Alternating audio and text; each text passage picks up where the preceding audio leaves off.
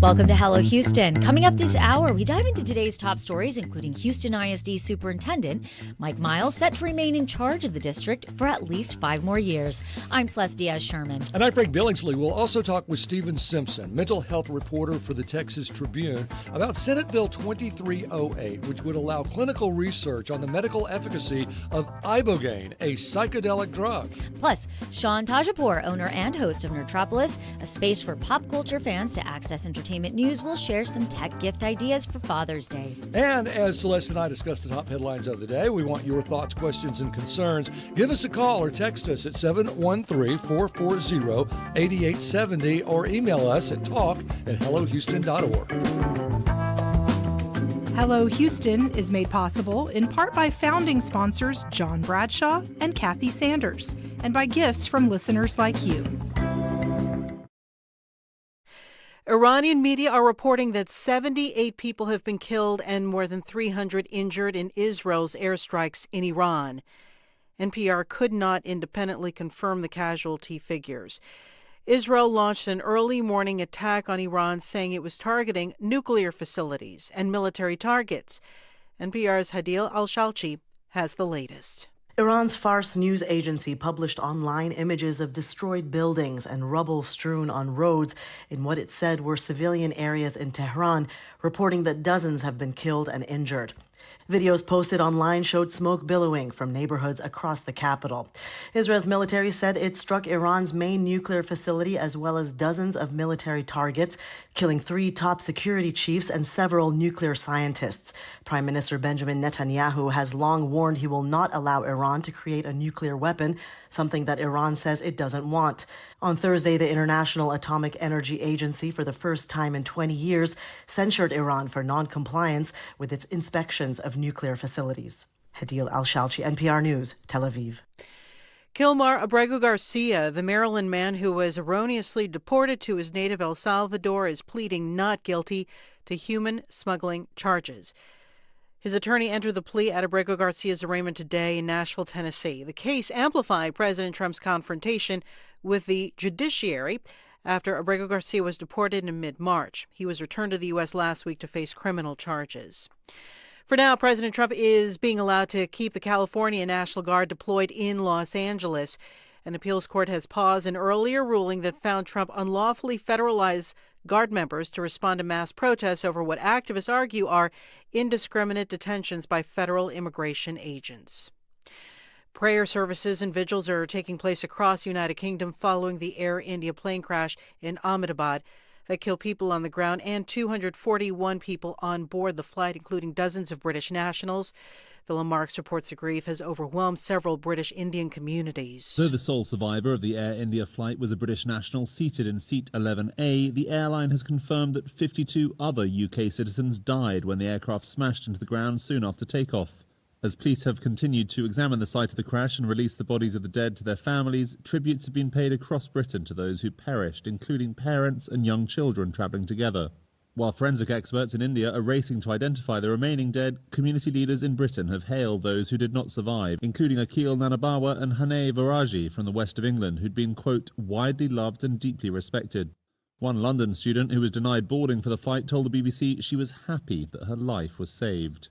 For NPR News, I'm Bill Marks in London. It's NPR News. Live from News 88.7 in Houston, I'm Matt Harrop. There's a large number of protests scheduled for this weekend around the Houston area against the Trump administration's policies. Fiel Houston, the civil rights organization, will protest outside an immigration detention facility tonight. The demonstration comes as U.S. Immigration and Customs Enforcement has detained people at immigration courts. Cesar Espinosa is Fiel Houston's executive director. We're asking for people to come out and to exercise their First Amendment rights peacefully. The rally follows protests across the country and Texas in response to immigration crackdowns. Now, historically, violent demonstrations don't occur here, and local leaders have rejected offers for federal assistance. Raj Mankat is the deputy opinion editor at the Houston Chronicle. He told Houston Matters a few hours ago that the George Floyd protests in Houston 5 years ago weren't that bad. Minneapolis was burning. Here in Houston, George Floyd grew up here, but our protests, then Police Chief Acevedo was kneeling with protesters, marching with them. There were hundreds of arrests, but by and large, the city was much more peaceful. The Texas National Guard has been deployed to at least Austin and San Antonio to be on standby assisting law enforcement. And one of the largest indoor Japanese festivals in Houston is coming to the NRG Center this weekend. Here's our Shani Chong on the Tokyo X Festival. The festival will feature both traditional and modern activities. This includes a tea ceremony, samurai and kimono workshops, live music, a maid cafe, and ramen eating and cosplay contests. Tam Lowe, the festival's entertainment director, says she hopes to bring a piece of Japan to Houston. Wouldn't it be crazy if we put on a show or like an event where people could learn about it and get a chance to experience it without ever having to spend like thousands of dollars to leave? Lowe says the festival will host 400 booths. She expects about 20,000 people to attend. Last year, it drew about 16,000 attendees. The festival runs Saturday and Sunday. I'm Shani Chung, News 88.7. And I'm Matt Harrop, News 88.7. Support for NPR comes from NPR stations. Other contributors include Fisher Investments. Fisher is committed to helping clients stay on track to reach their financial goals and enjoy a comfortable retirement. FisherInvestments.com. Investing in securities involves the risk of loss.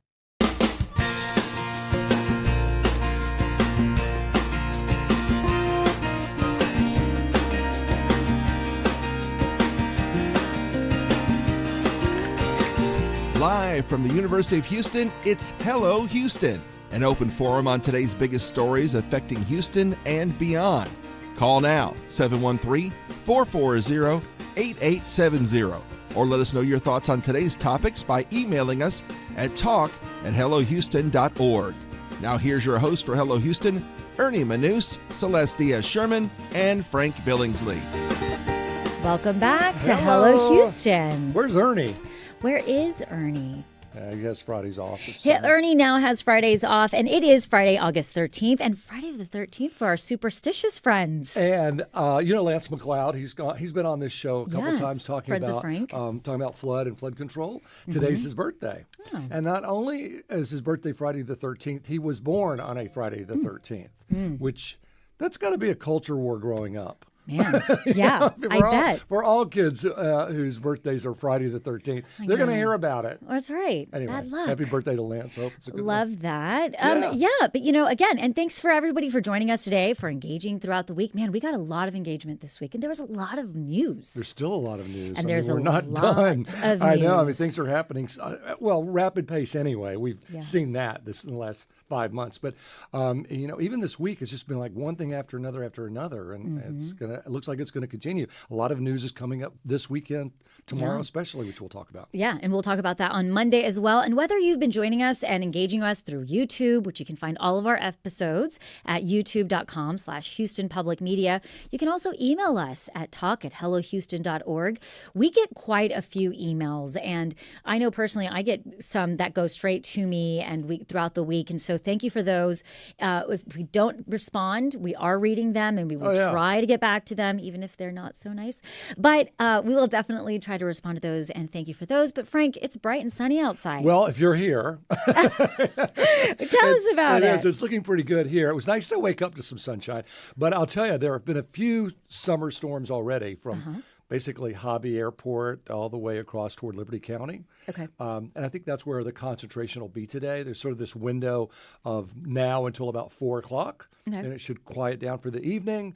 And I'm just going with scattered showers and thunderstorms every day until we don't have them anymore, because the forecast is just right there around 91, 92, humidity 60%, southeast wind. We're on the Gulf Coast. It's just sort of a perfect setup to at least have some activity around the area every day. Well, what can we expect going into the weekend? You think just some scattered showers? Same thing. I think the protest tomorrow, the 10 to noon window looks dry. So it's more of a noon to 6 every day. Once the heat of the day really gets going, things bubble up, enough of that ground moisture gets taken into the atmosphere, and you get those scattered thunderstorms. And there is some Saharan dust trying to move in this weekend, Saturday and Sunday. I don't know how thick it's going to be, but that suppresses thunderstorm development. So that's one of the reasons it looks like it's more scattered. Okay. Yep. There we go. And also, nice as and hot. Frank mentioned, Ernie is out. He'll be taking a couple Fridays out throughout the summer. And coming up on Hello Houston, THC and hemp are out. Psychedelics are in. We're going to talk with mental health reporter for the Texas Tribune, Stephen Simpson, about Senate Bill 2308, which would allow clinical research on the medical efficacy of ibogaine. Ibogaine. I think it's ibogaine, but I was reading about it, and it's a psychedelic drug, and everybody thinks, oh, it's LSD, just another name. It's not. It's different, and I can't wait to get to this discussion with Stephen Simpson about this. He knows a lot more than I do, but it may be something we want to be a part of, and we'll talk about why. I agree. It was very interesting when I was reading about it and where we're at with it. So the surface of it, people say, why would Texas want to support a psychedelic drug? But we'll talk more about that next. What else we got? But let's dive into today's topics. Let's do it. Houston ISD Superintendent Mike Miles will remain in charge of the state's largest school district for at least 5 more years. During a late-night meeting on Thursday, the district's Board of Managers unanimously approved an extended employment contract for Miles. The decision came after a public comment session, and on the same night, the board approved a nearly $2.1 billion budget, just ahead of the state's July 1st deadline. Houston Public Media's education reporter, Colleen DeGuzman, joins us now to discuss. Colleen, I mean, this was the first Board of Managers meeting with the new appointed board members. Is there any indication this changed the way the meeting went? Did the new board members provide any opinions, obviously other than their approval and votes? Yeah, so it's been a really big week for education, especially here in Houston and across the state. And I was expecting to stay at the board meeting long last night, but it was surprisingly pretty quick when we were talking about the budget. It was about a 20-minute conversation. The new school board members, so there's 4 new members, they surprisingly didn't have any questions about this $2.1 billion budget. Well, I want to ask you about that because there's some concern that the board members that were let go and replaced were replaced with rubber stampers. Mm-hmm. And weren't going to ask questions, and we're just going to go along with whatever Mike Miles wanted. Is that the impression, or am I overplaying that card? So what I know is last night they did not have questions, and they voted in favor. They voted unanimously in favor of the budget, and that was not the case last year. So last year it narrowly passed. 3 board members, I believe, voted against it, and some of those board members were the ones who were ousted. And so make of that what you will. Exactly. Interesting. What would they have objected to? Do you have any idea? I mean, just other than it's $2.1 billion, it's a lot of money. So I don't know. It was not a long discussion. They didn't ask any questions, so I can't really predict what they would have questioned. But I do know that this budget, a lot of the increases will go toward teacher pay. So that new teacher pay system that we talked about not too long ago.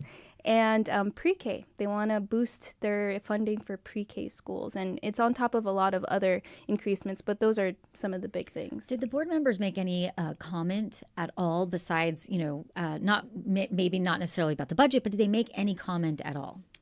They appreciated HISD staff for this, quote, crash course on the new budget. They said that the staff has been really welcoming to them and that they've been really helpful for all their, questions that they're asking behind the scenes, but they did not have questions for Miles last night.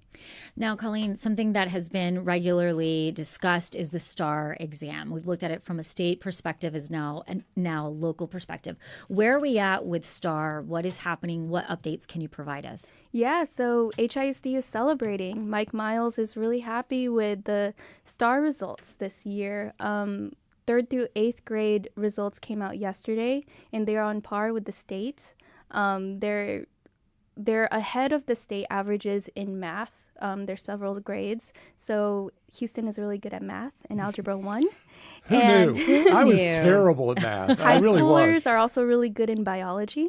They boosted their scores by a lot. So by scores, I mean there's more students who are meeting the mark. There's an expectation for how students should be scoring. It's not that they passed or failed, but how they should be scoring at their age. Well, but not so much for English, right? And I don't mean the language, but just I guess English English and 1 and 2. Yeah. That does seem to be the area where students are struggling a bit. And I talked to an expert, Dr. Duncan Klusman, and he just said, we're working toward building back after the pandemic. And so it seems like HISD is back and we're on par with the state, which is really impressive for a school district this big in an urban area. And the way students, I believe the technical term is you have students that master the subject, meets their subject at that grade level, and then needs improvement. So it looks like we're having more students that are meeting that grade level. And it's hard to argue with success, right? And I think Mike Miles has brought that. At least he's being given credit for it. But there were 127 people there to ask questions and maybe voice different opinions. You're keeping up with the news. Yeah, 127 public speakers came up last night. It was a long meeting because parents, teachers, and kids showed up last night to talk about the fact that, yes, scores are up, but it's at the cost of something. And students are saying that creativity is no longer really encouraged, or there's time or space for that in their classrooms. And there was a parent who spoke last night saying that a lot of the teachers responsible for this growth are the ones who are leaving. And so he's interested to know what the scores are going to be next year. And that's largely because of Mike Miles's instructional reform program, the new education system. And that's what also Mike Miles points to as to why scores are up. Yeah. And when I asked him, what does he specifically point to as the reason for the growth, he said it's because he's really tying curriculum and instruction. He's really guiding the teachers on how to teach. And so that could be, parents are interpreting that as losing control, teachers losing the ability to be creative with how they teach, but he is seeing it as a way to help teachers teach. Does that make sense? Yeah, apparently it's working. Yeah. The teachers that I know have said, look, it's been a lot of change, really big, really fast. But if you do your job right, then you'll be fine. Now, Colleen, do we know how many teachers are leaving this year that are not coming back or their contracts were not reinstated? So I don't know that yet, but according to a school district run, their own little survey, a lot of them said they would come back, but I'm almost certain that a lot fewer of them will be coming back than they said. And I guess that means ultimately the fewer teachers, the larger the classes, right? Because you're still going to have 100 kids and now only 3 teachers instead of 4. Right. And so that's the problem. Right. And it also seems like there's going to always be a certain amount of retention at any school district, but it's noticing the trend when Superintendent Miles came in and the percentage of how many students were leaving and teachers were leaving at the same time. When we're looking at the budget, were there any key takeaways regarding this new 25-26 budget that just passed? I see there's an increase in revenues and a decrease in expenditures. Can you talk to us about what's driving those numbers? So I know that $11.7 million will go toward teacher pay, and that's for the new program that we talked about, how teachers will now be paid according to their performance. They're going to be put on this forced bell curve, which means it's going to limit the number of teachers making the most, and it's going to guarantee that some teachers are going to be put at the bottom and be called unsatisfactory. Right. And then $13 million will be going toward special education teachers and teaching assistants, and $5 million will be going toward boosting pre-K schools. And that's just a few of the things that are mentioned in the budget. One of the complaints I hear is that what do you do if you're the teacher that gets all of the underperforming kids? I mean, if the luck of the draw happens to be that your class is just full of kids who either don't want to or can't learn, and then it reflects on you because the kids haven't been parsed out evenly so that everybody gets kind of the same bell curve of smart to less smart kids. I don't want to call kids dumb. No kids are dumb. All kids can learn. But some learn better than others and faster than others. So how are they approaching that? Do you know at all? That's such a long time debate. It's sometimes I think about what it would be like to be a teacher. I don't even have kids right now. But, having 20 kids in a room. Sometimes they have close to 30, 25, 26. Having one kid who does need the more hands-on, would you want all the kids who need hands-on help in one room, or to sparse them out and then, have the teacher not be able to really, that's the debate. And I think a lot about how a lot of these things have been debated for such a long time. Like, we're still figuring out how to pay teachers. And, the school system has existed for so long and we still haven't figured it out, and we're still debating. And I think that's really interesting. And I'm glad that Houstonians are, I was glad to see that a lot of people came out last night to welcome the new board members and give them a taste of what it means to be sitting on that chair. That's a lot of what was said last night. They went to the front and asked them, can you please listen to us? We don't know who you are, but can you please take in community input? That was the big ask. Houston public media education reporter Colleen DeGuzman, thank you so much for joining us today on Hello Houston. Thank you. Yeah, great reporting. Thanks for being here. Thank you. here. And you can check out HoustonPublicMedia.org to find more of these reports from our incredible team right here at Houston Public Media. All right. Did you hear that Walmart is launching drone delivery in Houston? They announced this last week. I've heard about this. I know. They're betting big on air delivery. I can't believe we're saying that word, air delivery. That flying cars, right? I just don't think crazy. of that, right? They're hoping it's going to speed up online orders for everyday essentials like bananas. I didn't know bananas were an everyday essential, but I eat one every day, so I guess they are. Potassium. Well, COVID tests, but even ice cream. Ice cream. That's an essential. That's it. That's a late night call. That's for sure. Houston's going to get access to one of the fastest delivery options available, with express packages dropped at your door in 30 minutes or less from Walmart. I know. It's exciting. Expansion takes it to one of the first U.S. retailers to scale drone delivery across 5 states. Let's get to the bottom line here. Are you willing to try this drone delivery service? 713-440-8870. What about you? I'm glad Houston is one of the first to be getting this. I think that's great that our city is always constantly open to the new and cutting edge technology and delivery services.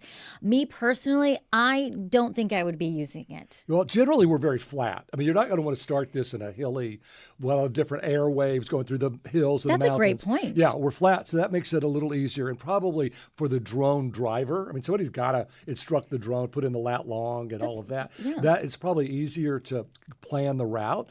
The one thing, though, is we're very a lot of neighborhoods that are probably neighborhoods that would order this service have a lot of trees. So I think it's going to be a big challenge. I mean, if it meant the right flavor of ice cream, I would try it. I feel like more and more we're giving away our ability to do things for ourselves.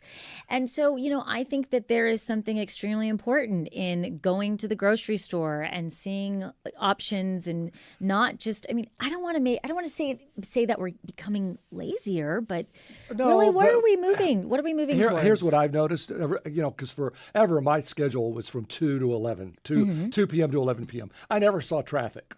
I would go to work without much traffic, come home for dinner without much traffic, go back to work, come home at 11 at night. But now, let me tell you. Yeah, there's traffic. Especially in the afternoons. It starts like 4 to 6 and 3 to 6 even in places. So maybe that's part of it, is that delivery, especially for items like that Walmart wants to deliver, that might, rather than get in the car and fight the traffic and try to get somewhere, it's going to take you an hour just to get your bananas. I don't know about that. Again, I'm going to go back to my Randy Jackson made that famous quote. It's a no for me, dog. All right, coming up on Hello Houston, we'll talk with mental health reporter for the Texas Tribune, Stephen Simpson, about Senate Bill 2308, which would allow clinical research on the medical efficacy of ibogaine, a psychedelic drug. This is Hello Houston on News 88.7.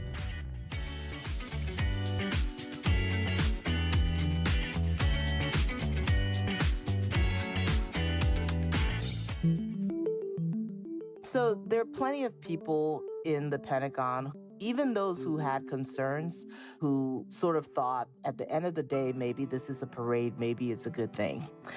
But that was all before this past weekend happened. Things have changed now. I'm Michael Barbaro. That's Today on the Daily from the New York Times. Do Did you know 80% of our funding comes from listeners like you, right here in Houston? That's why your support is so important. When you give to Houston Public Media, you're investing in trusted news and educational programming that millions depend on daily. Every dollar you give makes a difference, ensuring this public service stays strong for everyone in our community. Help us support this mission. Give today at houstonpublicmedia.org or call 888-909-0887. Next time on the New Yorker Radio Hour, I'll talk with Barbra Streisand about her new album and a whole lot more. I did not like performing. Yeah, if I saw one person in the audience not applauding, I thought, what's wrong? What didn't he like? Did that ever happen? Once.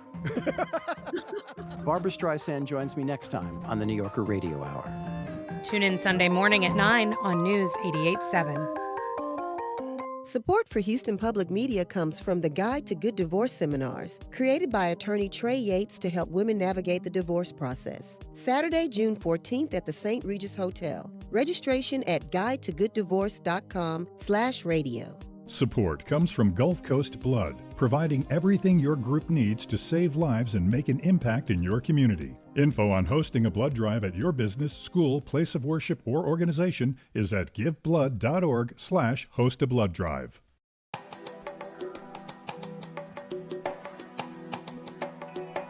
And now back to Hello Houston. To comment on any of today's topics, call 713-440-8870 or email us at talk@hellohouston.org. Now back to Ernie Manous, Celeste Diaz-Sherman, and Frank Billingsley. As the future of the THC industry remains uncertain, Governor Greg Abbott still hasn't indicated whether or not he would veto legislation that would ban the sale of hemp-derived products in Texas. The future of a new industry had its future guaranteed by state legislatures. On Wednesday, Governor Abbott signed Senate Bill 2308, which would allow clinical research on the medical efficacy of ibogaine, a psychedelic drug. The bill would also set $50 million aside for this endeavor. So to tell us more about this new legislation, we welcome Stephen Simpson. He's the mental health reporter for the Texas Tribune. Stephen, good morning. Welcome to Hello Houston. Thank you for having me. All right. Well, let's get to it. Yeah. So when we speak about psychedelics, what exactly are we talking about? So ibogaine is pretty much a shrub in West Africa that has been around for centuries. A lot of shamans used to take it to kind of get that spiritual awakening feeling. It kind of found a new life in the Western world in the 1960s when a heroin addict took it trying to find a new high. And what happened is he woke up the next day with no symptoms of withdrawal or even the feeling the need to take another drug again. And so it's kind of become an urban legend in the medical community. A lot of people go to Mexico to kind of take this drug for clinics to kind of get rid of withdrawal symptoms, to get rid of PTSD and even more. It sometimes even regenerates brain tissue. So let me be clear. This is a drug kind of like LSD in terms of an hallucinogenic, but you take it and it's a one and done. So it's not an addictive drug that would get people hooked on drugs. It's more curative than addictive. That's right. That's right. People say that once you take this drug, you have no urge to take it again. Do you have an urge to take any other drugs? Like, well, I love that feeling, so let's go find some LSD and try to mimic it. Yeah. Once you take this drug, it all like the thought of drugs actually causes you pain, is what people kind of describe it as. Really? And so once you do that, you almost physically can't do drugs again. I hear that it also causes some paralysis, like the next temporary paralysis that isn't very pleasant. Yes. And so what happens is when you take it, you can't really move your body, but you're functioning. You still have all your thoughts and you can still have conversations with people. What happens when you close your eyes is when this spiritual journey kind of begins. And that's when like sort of the psychedelic feeling starts to kick in. So why are we questioning then THC and hemp, but allowing ibogaine essentially? And you said it was a shrub, so it's natural. So can it technically be called a drug? Well, it's been called a drug by the American government. So it's a Schedule I drug. LSD pretty much is the same level as that. What it is a natural shrub, but if you take too much of it, it can cause cardiac arrest. It's not a drug you just want to be taking without medical supervision. Yeah, well, so it is dangerous. Yeah, marijuana is a weed, literally. Right. So this ibogaine psychedelic drug seems to have benefits enough for Governor Abbott to sign this bill and let us research it at our expense. Why does Texas want to be involved in the ibogaine game? Well, from what I've heard is former Governor Rick Perry has been one huge supporter of this. Mm-hmm. And another is that we want to have control of the market. They're afraid that if pharmaceutical companies have control over this, that they're going to raise the prices and it won't be accessible to many. So by having Texas be the one that's kind of distributing this and being the one that's kind of creating all this, it guarantees Texans have access. And what's our stake in it? 20%. 20%.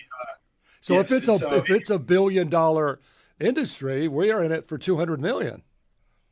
Yes, so it is revenue-wise beneficial for us. And even some of the revenue that we take in, they've already promised to some veteran organizations that they haven't named yet. But any revenue that comes into the state will go to some part of the veteran. And so you're mentioning veterans, and that was essentially my next thought. And my question was, who exactly would be the typical person or type of patient that would receive this kind of treatment? So it's been mostly focused on veterans because they have some of the most severe brain injuries. They have the PTSD.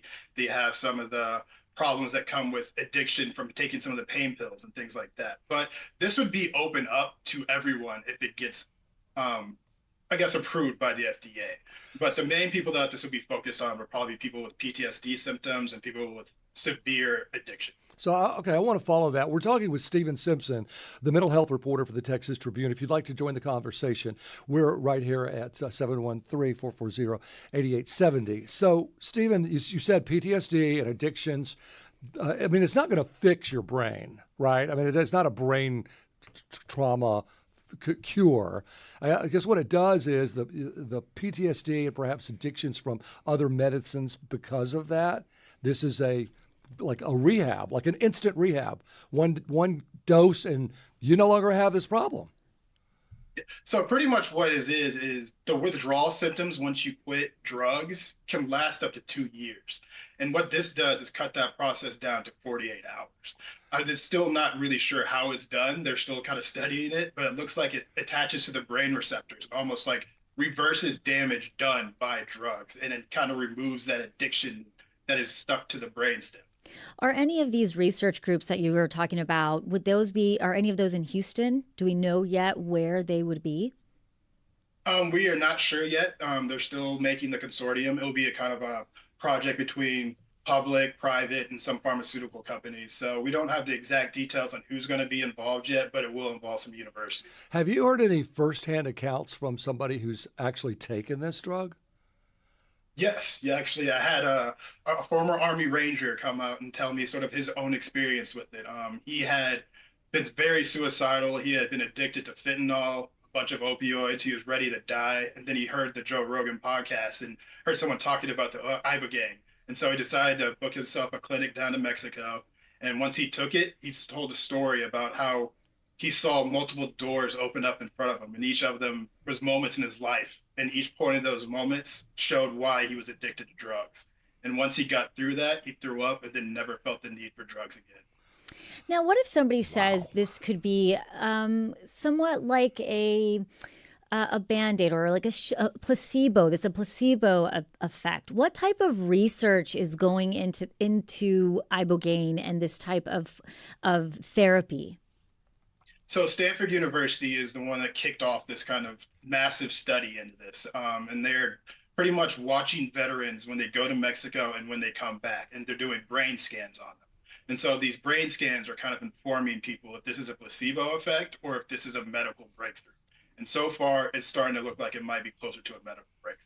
So what's our take as the state of Texas? We're going to put how much money into this, and then what? We just give it to Stanford, or who do we give it to?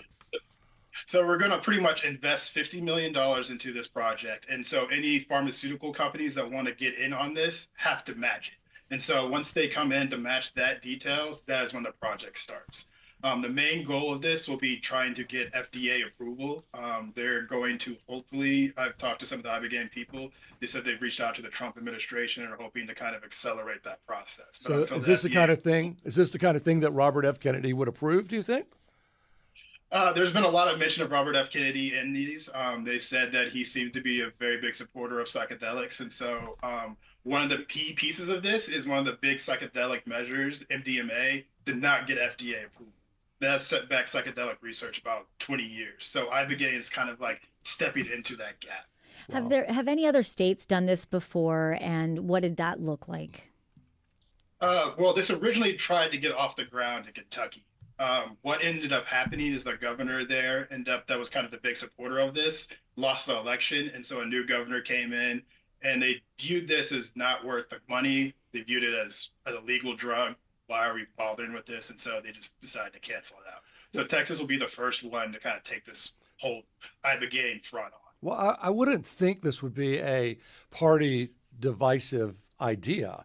But what you're saying, because that Kentucky went from a Republican to a Democratic, I guess Andy Beshear was elected, went to a Democratic governor who nixed the idea. But I mean, why is this divided on party lines, this idea of ibogaine? It doesn't seem like it, but there is the potential for it. I know there's a lot of questions of like, why ibogaine, but hemp is getting banned. Right, It seems to be like the one question that everyone seems to like, doesn't seem to like agree with. And that might be the one thing that like holds back ibogaine, is just like the reaction from other people being like, if you're going to take a drug away, but we're putting $50 million into a psychedelic that's not even proven anything yet, it just doesn't make sense. And now we're talking about psychedelics as if they're just going to be out there and people can go and buy it at a vape shop. But really, how will it be distributed, and how long is it going to actually take till it hits to be in its process of where a patient could be actually receiving this? So we are probably about, honestly, 6 years away from seeing this hit the market unless the FDA accelerates this. We still got to go through the clinical trial process. And the most important thing is this will probably never be fully available to people just to like go to a gas station or anything like that. Like I said, this is a very medical needed drug. You have to have someone monitoring your heart rate the entire time, because this drug can cause a heart arrhythmia and sudden death. So this is something that you have to make a medical choice. But it's on the market in Mexico as we speak right now. So it's out there. So right? Mexico, you can go right now and book an appointment. There's links you can just go in there and say what you have problems with, and they'll book you right in right now. There's also stories about boats of people outside of on the border of Mexico just to get like ibogaine appointments, like people that have PTSD are just seen in boats waiting for their clinic appointment. Well, where are people? This is the first I've heard of it, and reading your information in the Texas Tribune, Stephen. But where are people getting this information? Is there an underground helpline for people with PTSD and brain trauma? So pretty much what I've heard is it's almost like an urban rumor amongst the military community, and so it's gotten passed around these like special ops people. And so once they go in for like PTSD and training, someone will be like, "Hey, ibogaine can like help you here. You might want to check it out in Mexico." And then what happened is that Stanford University noticed that veterans that were going to Mexico weren't coming back for their VA pills anymore. And so that's sort of what gauged the interest. Like, what's going on in Mexico that's causing people no longer to need opioids? Well, people were taking diabetic medicine, Ozempic, and there was a side effect, and now everybody's like, well, let's see what that's about. So I get it. Do you think that this could be revolutionary in the space of treating post-traumatic stress? People are saying, Stanford University says, if the ability of this drug is actually what they're predicting, this would be one of the biggest medical breakthroughs since the polio vaccine. Wow. Because it's just something that we have never seen before, which is regenerate brain tissue, which means that could like lead to cures in dementia. That could help in PTSD, withdrawals. Like, it's so many different things that could be done with just regenerating brain tissue. Well, so I was wrong. It really could help brain trauma. I mean, physically help it. Yes, wow. Yes. And so that's what they're really looking into, is like they're seeing signs of severe brain trauma. And then once they take this, it almost removes up to 5 to 10 years worth of damage. Wow. Wow. Well, this is so interesting, Stephen. Thank you for being here today to share this. Thank you. All right, Stephen Simpson is the mental health reporter for the Texas Tribune. So welcome to Hello Houston. We're glad she's joined us. Thank you. After the break, we'll talk about gift ideas for Dad ahead of Father's Day. Stay with us. And now back to Hello Houston. To comment on any of today's topics, call 713. Listen here for a celebration of the music of Rock and Roll Hall of Famers Sly and the Family Stone, who in the late 1960s and early 70s just couldn't be beat.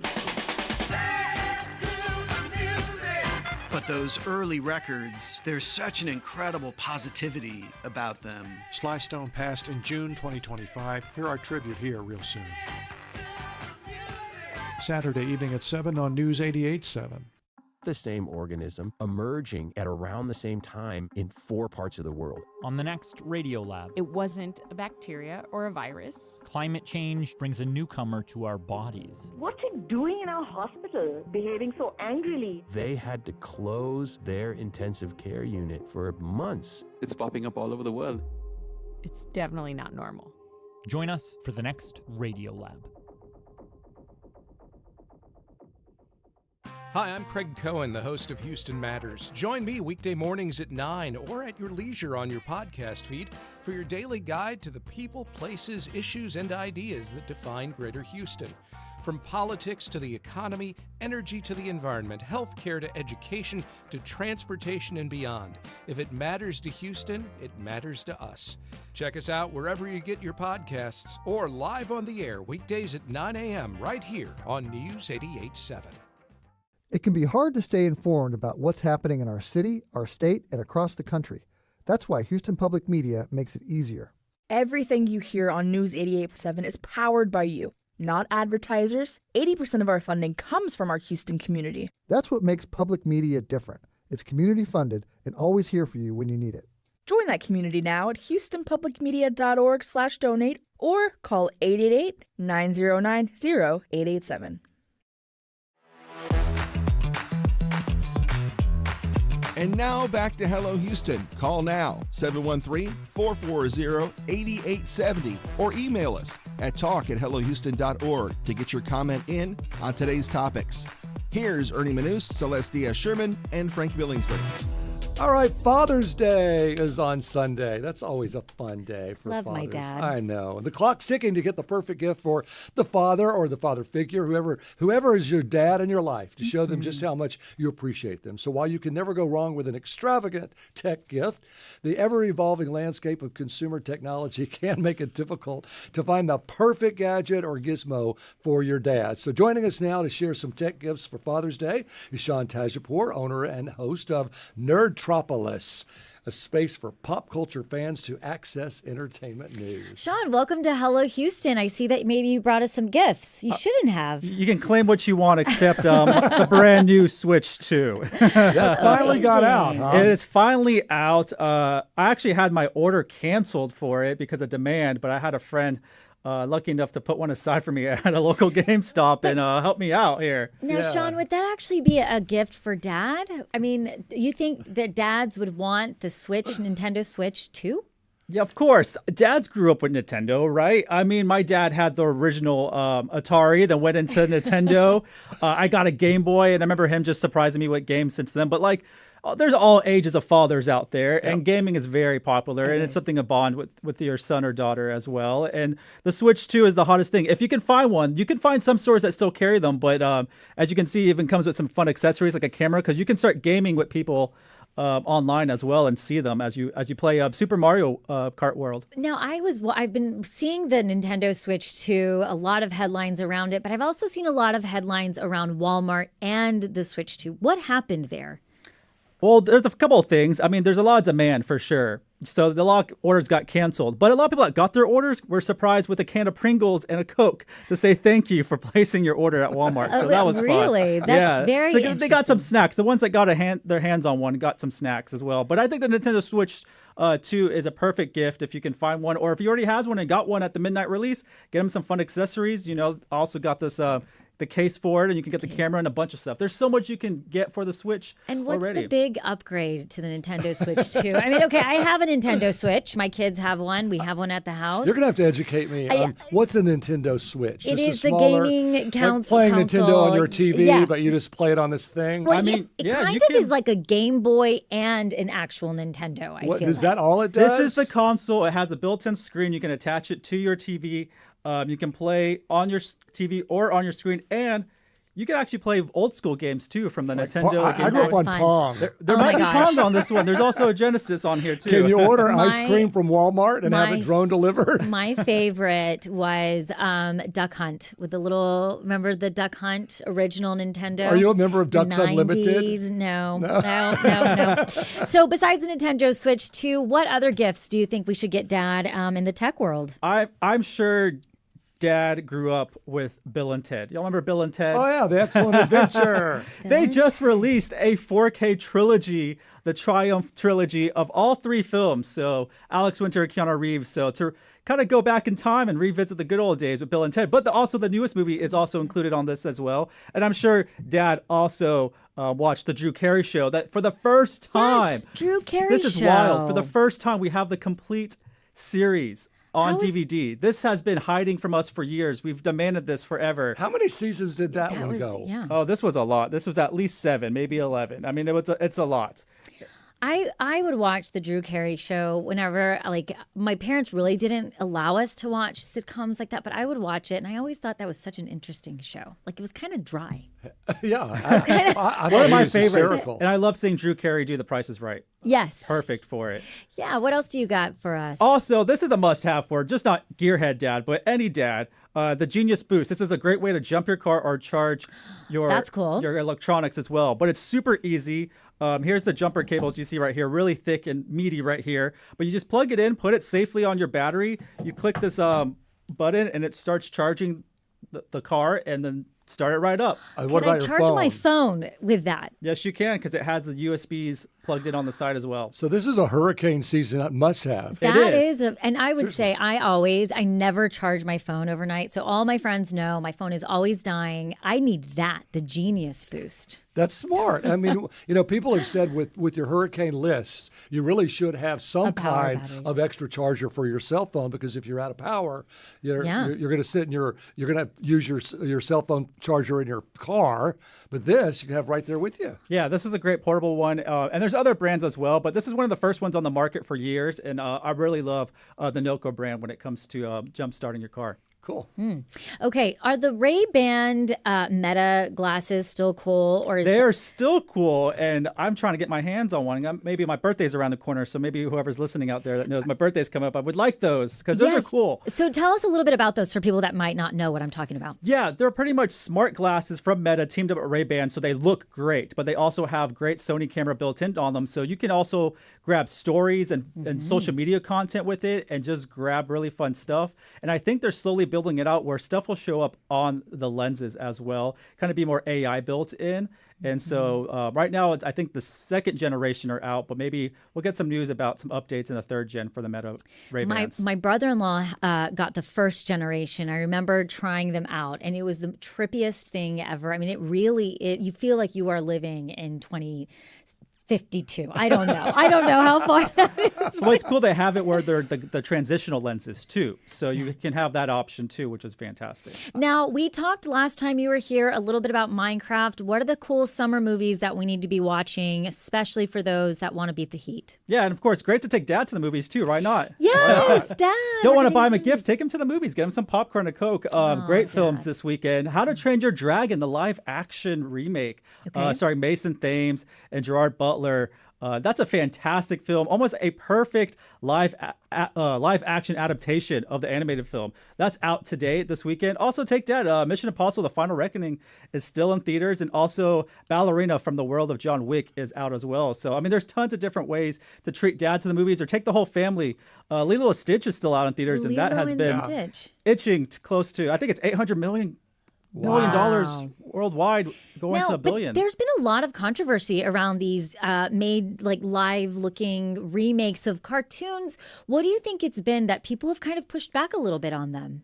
They've been a lot of copy and paste, or the quality's not there. It doesn't capture the charm. good, But yeah. Lilo and Stitch did an amazing job capturing that. And also, I believe How to Train Your Dragon is probably the best live action remake Really? ever. I've seen a lot on it. It looks really good. It looks Why, amazing. though? and Because it looks good? It looks great. The dragons look cool. Tons of action, tons Yep. of heart. A father-son bond in the film, too. So that makes a great Father's Day weekend Is it movie. one of those, so many of these movies are great for kids, but they have those double entendres that adults appreciate. Is that one of these movies? This one is pretty just action-packed. Doesn't have any of that. Just like Lilo and Stitch, just action-packed. Has the heart of the animated film as well. So if you grew up with that, you're going to love this one as well. Yeah, Mission Impossible, I was exhausted.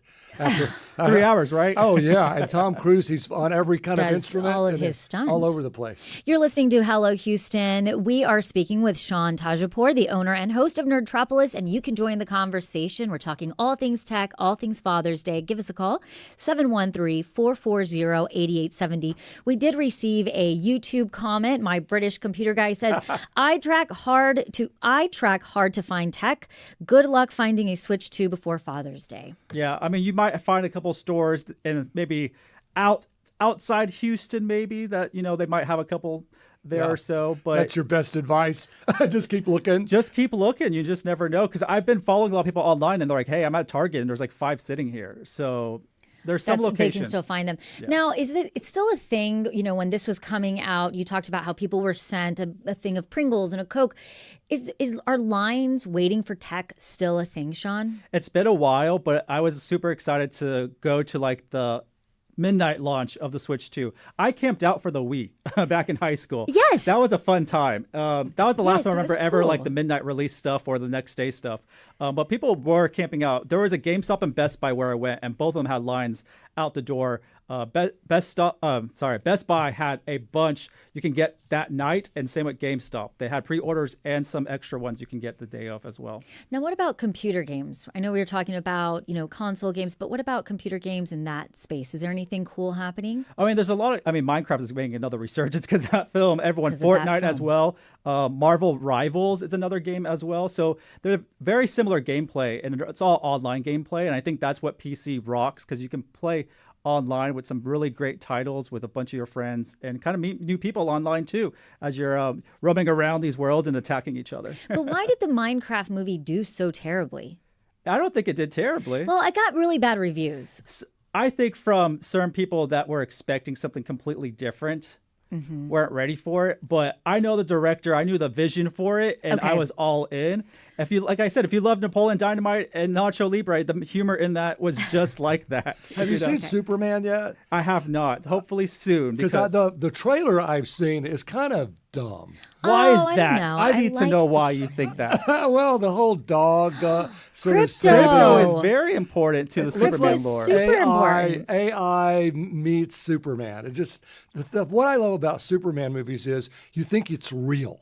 It's like, oh my gosh, Superman really exists. I saw him in the movies, and he flies, and he's from this planet, and he does what he does. But when you start integrating AI into the fake reality already there, I think it's like, oh, well, this is just a cartoon. This Superman movie is going to introduce a world where there's been 300 years of known heroes. So it's an established world. There's been hundreds of years of heroes in the past. So Superman's not brand new. He has to live in a world that's other heroes exist as well. So we're getting a new version of Superman in a world where others exist. And they just announced they're working on a Wonder Woman film, a new one, and then hopefully we'll get that Batman film. And they're just blowing up this DC universe that really didn't have that much success. And watching the MCU, watching Marvel have success, they're trying to take a little bit from that, but also creating something very fresh and exciting for all ages. Do you have a favorite hero?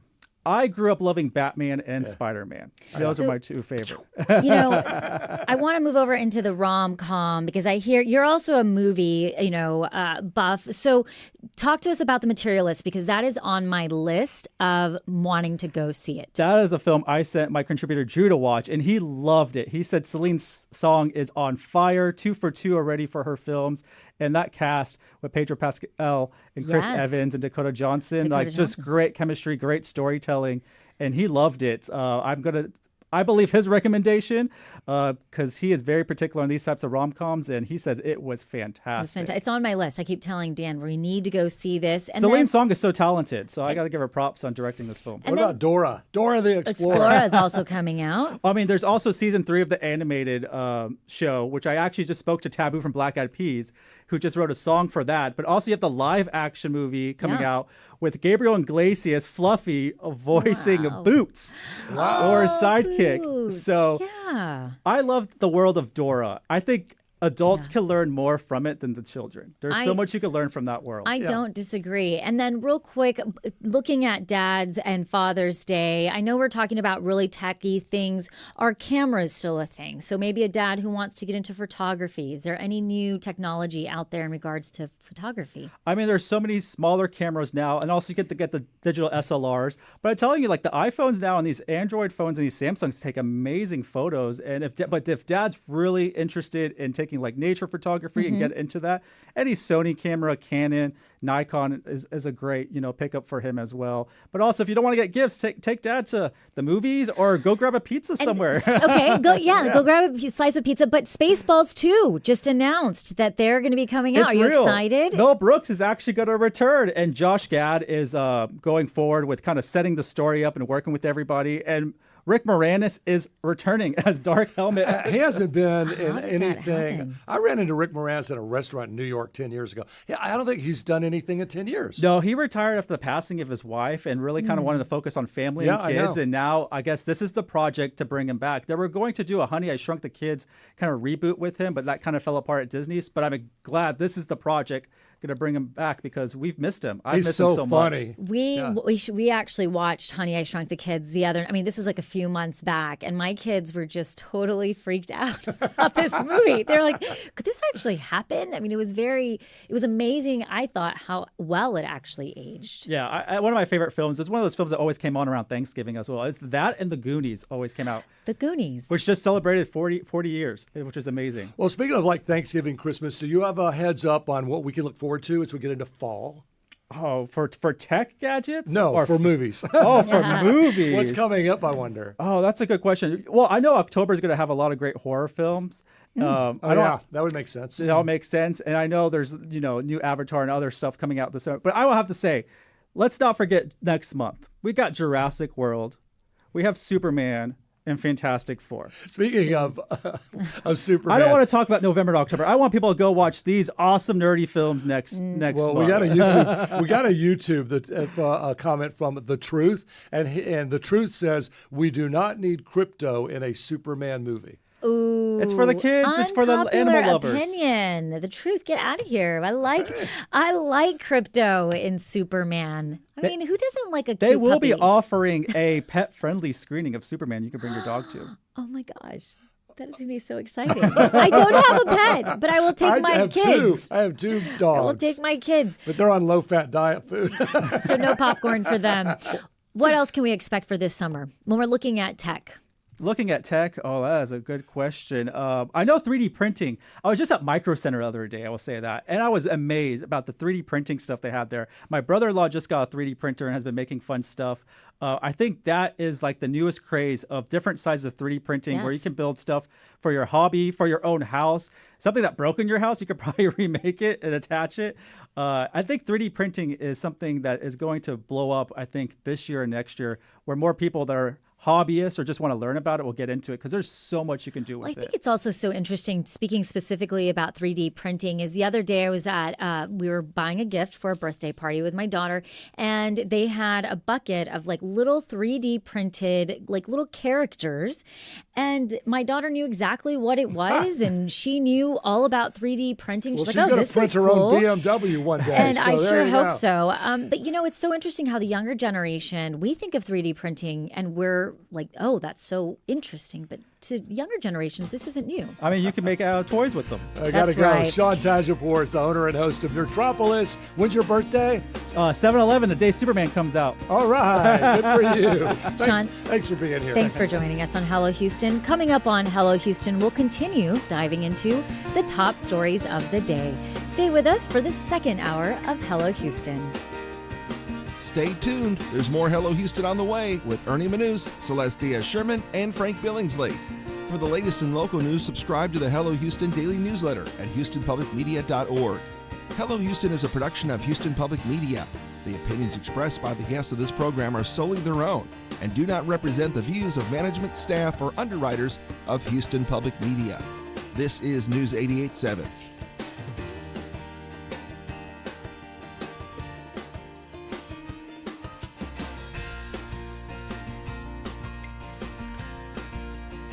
Support for Houston Public Media comes from listeners like you and from Uptown Appliance, serving the Houston and Dallas areas with appliance services for multiple brands. Technicians provide long-term care and services. More at uptownappliance.com. 85 degrees at the University of Houston. I'm Tiffany Taylor. 70% chance of rain and thunderstorms across the area. This is your NPR station, KUHF Houston News 88.7, a service of the University of Houston. It's 12 o'clock. Just ahead on this hour of Hello Houston, we continue diving into the top stories of the day, including the demonstrations that are expected to take place across the country tomorrow as part of a coordinated protest against President Trump and his policies for an event called No King's Day. I'm Frank Billingsley. And I'm Celeste Diaz-Sherman. We'll also speak with attorney Kamisha Mickey, who joins us to discuss wills and what you need to know to get started. Is yours up to date? Plus, we'll also have our comprehensive list of the events going on this Father's Day weekend with our weekly Last Minute Plan segment.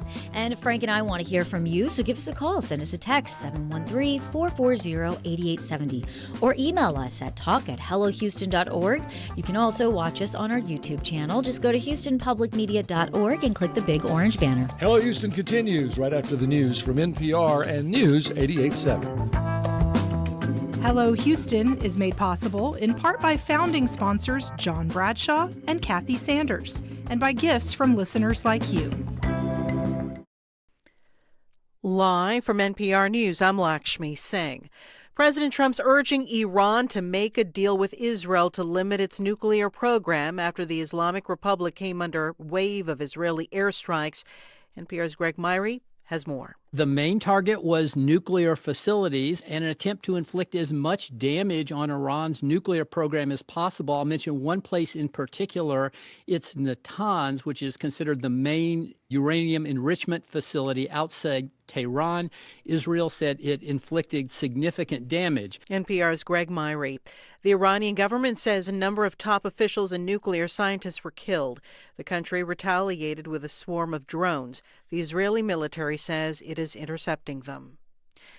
National Guard troops remain deployed in Los Angeles. An appeals court will review a ruling by a federal judge that said President Trump exceeded his presidential authority when he federalized the troops. Steve Futterman has more from Los Angeles. The National Guard troops are visible again today. How long they will remain here is unclear. A three-judge panel from the Ninth Circuit Court of Appeals will review Judge David Breyer's ruling. Breyer rejected Trump's claim that he was responding to a rebellion and ordered control of the Guard to revert back to Governor Gavin Newsom. Newsom is hopeful. The police do policing. Military is for the battlefield. These folks are now being commandeered to do ICE raids. The case could still go to the U.S. Supreme Court. Meanwhile, it was a very peaceful night here in downtown L.A. as a curfew was in place for a third straight night. For NPR News, I'm Steve Futterman in Los Angeles. Kilmar Abrego Garcia, the Maryland man who was wrongfully deported to El Salvador, pleaded not guilty to human smuggling charges at a hearing in Nashville today. Abrego Garcia was deported in mid-March, and he was returned to the U.S. last week to face criminal charges. A massive military parade will roll through downtown Washington, D.C. tomorrow, including tanks, thousands of troops, and a flyover. The parade is to celebrate the 250th anniversary of the Army. It is also President Trump's 79th birthday. NPR's Kat Lonsdorf reports there are hundreds of protests against the parade planned nationwide. Organizers are calling them the No Kings protests. They're currently set to take place in around 1,500 cities across the country. There is not one planned for Washington, D.C., although there are several other protests planned in the city. President Trump has warned that any protests at the parade will be met with, quote, very big force. The military parade comes as Trump has sent the military to Los Angeles in reaction to protests there. D.C. has been preparing for the parade all week with armored vehicles and tanks streaming into the city and significant road closures already in effect. Kat Lonsdorf, NPR News, Washington. It's NPR. Live from News 88.7 in Houston, I'm Tom Perumian. According to a new report, several Houston area health systems rank among the top in the nation.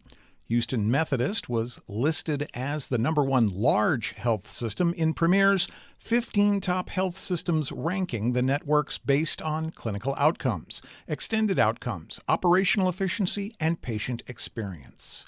Houston Methodist Clear Lake ranked #4 in the medium-sized health system category. Local immigration advocates who spoke with Houston Matters say they're planning a protest today. News 88.7's Natalie Weber tells us the demonstration comes as ICE has detained people at immigration courts in Houston.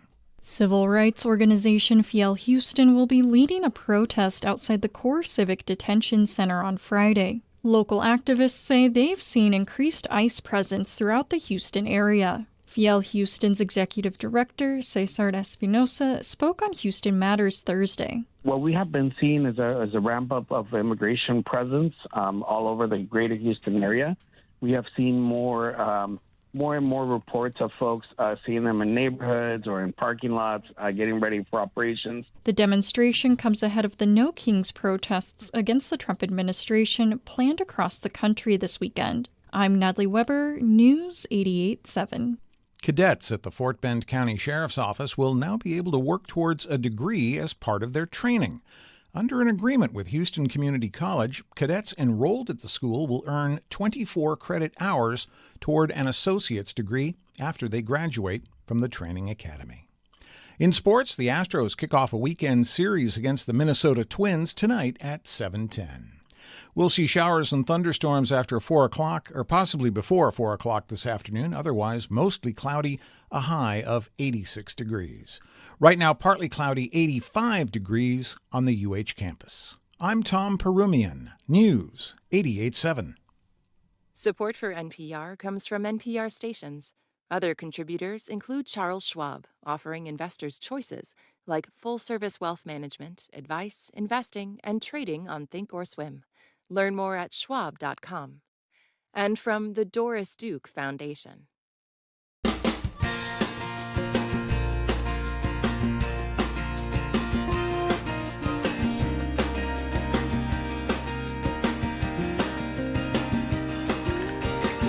Live from Houston Public Media and News 88.7, it's Hello Houston, an open forum on today's biggest stories affecting Houston and beyond.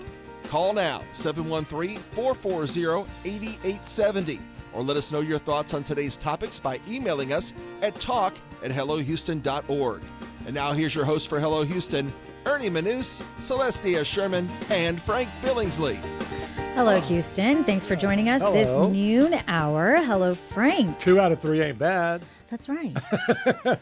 Hello, Ernie, wherever you are. Hello, Ernie. Yep, Ernie is not in today, but he will be back on Monday. And thanks for joining us. If you're watching us on YouTube, we see you. And you can also catch any of episodes that you might have missed this week at youtube.com/Houston Public Media. You can also follow us on Instagram, hellohouston.show. You can also email us at talk@hellohouston.org. I personally So many love dots. I personally love getting emails from you all. So keep those coming. The emails, texts, YouTube, Yes. phone calls. Where aren't we? Where aren't we? We're everywhere. We're like Ernie likes to say, we're worldwide. We are global, baby. They're watching us in Paris right now. That's right. You better believe it. I do know that I had a friend message me that she watches from Australia. There you go. So our Aussies. Did you see the Wiggles? I'm sure. Yeah, I'm sure. I'm sure. Oh, so there's Yes. a pretty good scattering of showers and thunderstorms. So the heaviest are basically coastal to to right into the Hobby area and off toward Liberty County. And I think that's what we're going to see every day, this 12 to 6 window when it heats up enough with the humidity to bring in the scattered showers and thunderstorms. Some of them can produce pretty good downpours. Generally speaking, we're looking at maybe a quarter to a half an inch. So not these 2 and 3 and even 4 inch amounts like we had with the big storms the last couple of days. Right. So that's good because the bayous have had enough. Right. The ground is saturated. We don't need heavy downpours, but a little rain cools us down. Does it really cool us down? Yeah, it cools us down, sure. Now, earlier in the other hour, you were talking about the Saharan dust, and you mentioned how the Saharan dust will actually keep the storms from coming in. It suppresses things. Yeah. Now, does the rain, though, suppress the dust? Well, it can, and if you have any kind of respiratory problems and you have to go out, I'd wear a good old COVID mask, Yeah. Just wear a mask. Don't go out if you don't have to. But it won't be here today. It looks like tomorrow and Sunday is the better chance, and we're sort of on the periphery. It's going to be a lot more prevalent in Florida, but we could see some of it. So there you go. All right. So coming up on Hello Houston, we're going to talk with attorney Kamisha Mickey about wills. I know. Super interesting. It really is. And she'll take your questions. So some free lawyer advice if you're interested. That's right. 713-440-8870. But first, we're going to dive into this hour's headlines with Celeste. Yes, thanks, Frank. Demonstrations are expected across the country Saturday as part of a coordinated protest against President Trump and what organizers describe as his authoritarian policies. The event, called No King's Day, coincides with President Trump's 79th birthday and a military parade he ordered to mark the U.S. Army's 250th anniversary. Organizers described No King's Day as a peaceful response to what they call a pattern of undemocratic behavior by the Trump administration, citing suppression of free speech, detainment of political opponents, and defiance of judicial rulings.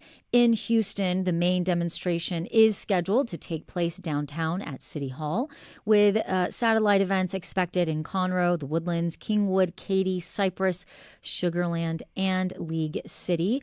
We want to hear your thoughts about No King's Day. Will you be out there peacefully protesting?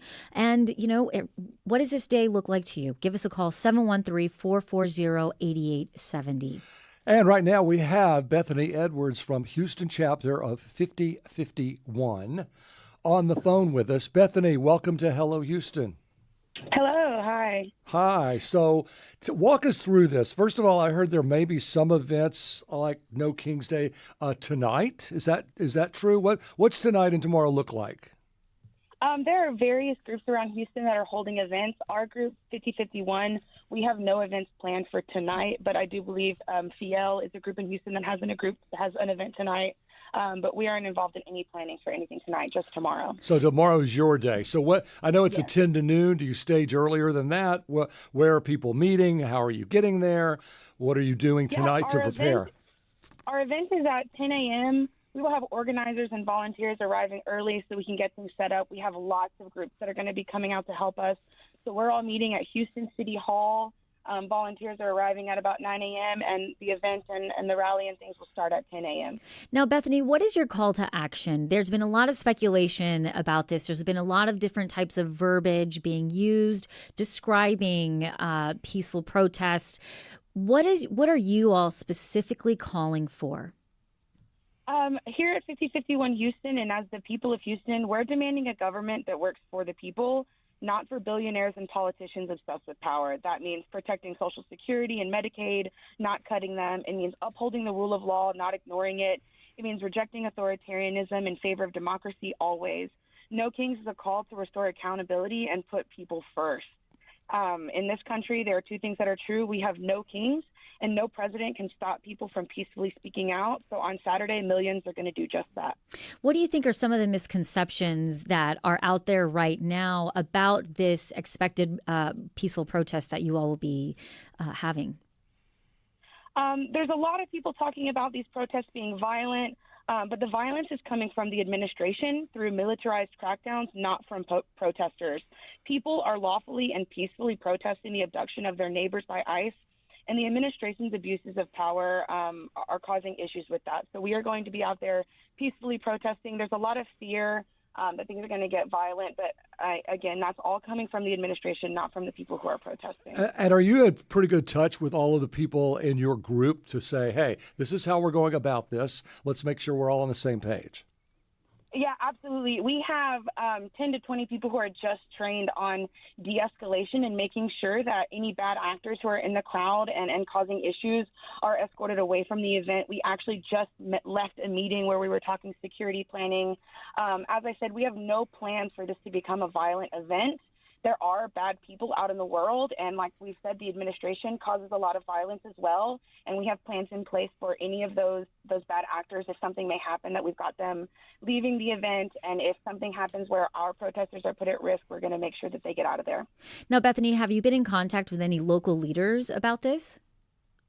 5051 Houston, we are very huge on collaborating with other Houston groups, building community within those groups, because mobilization and action cannot happen without community. So one of our main things that we spend the most time on is building community and collaborating with other Houston groups to make sure that we have the right numbers mobilizing and that we have the right safety and messages between all of our groups. Do you have to get a permit to do this? Do you have to apply at City Hall? To hold events at City Hall, we do get a permit here at 5051. Like I've said, we are focused on peaceful protesting, and part of that for us at this moment is making sure City Hall knows we're coming. So we do have permits for this coming event on Saturday. Now, Bethany, just to clarify, have you been in contact with any elected officials? Not to my knowledge. We have a few people in our Houston 5051 group who are communicating with different Democratic groups. But we don't have any political speakers at our event that we've been collaborating with. This is fully a community done event. About how many people are you expecting? Nationwide, there are millions of people building momentum across 2,000 cities. So we expect hundreds of thousands of people participating around the nation. Tons have been collaborating online, but for the city of Houston, we don't have any specific estimations. Just that this response has been growing organic, passionately. It's deeply rooted in people's frustrations with the direction of the country. So we expect a lot of momentum coming into this event. Bethany, hang on. I want to take a call, but I don't want you to go anywhere. In fact, you might could help us answer the call. But we want to bring Scott from Montrose in on this. Scott, what's your comment or question? Well, I thank you, Hello Houston. I just left Texas Art Supply to pick up supplies for our posters. We have a group going down tomorrow morning, rain or shine. I do want to suggest, though, don't get the paper, get the plastic signs because they may know. But so looking forward to it, rain or shine, and I have no fear. I trust Houston. Okay, good. I love Houston. Thank you, Scott. So, Bethany, I think Scott was surprised there's still posters available.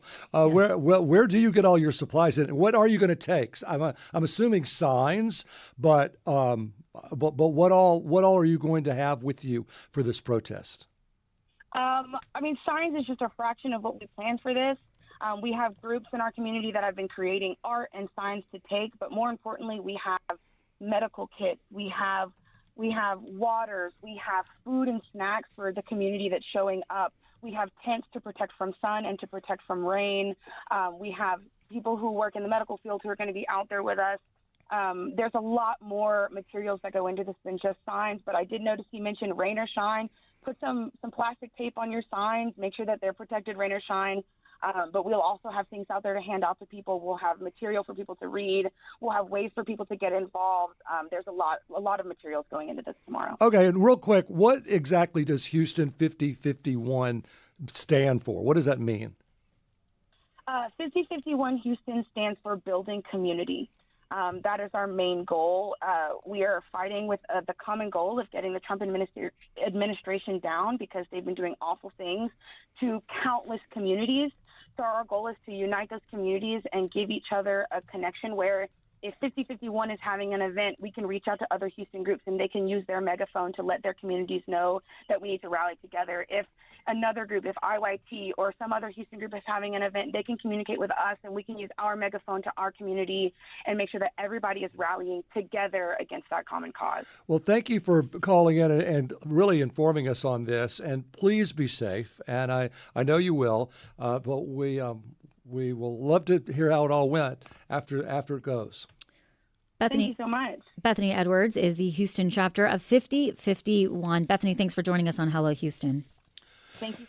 So this may get some calls, and you can certainly join us at 713-440-8870.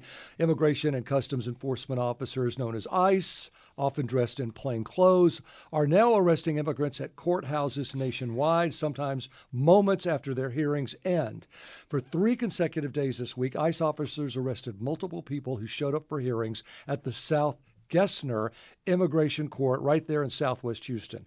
On Monday, plainclothes officers arrested 3 men moments after government lawyers dismissed their pending asylum cases.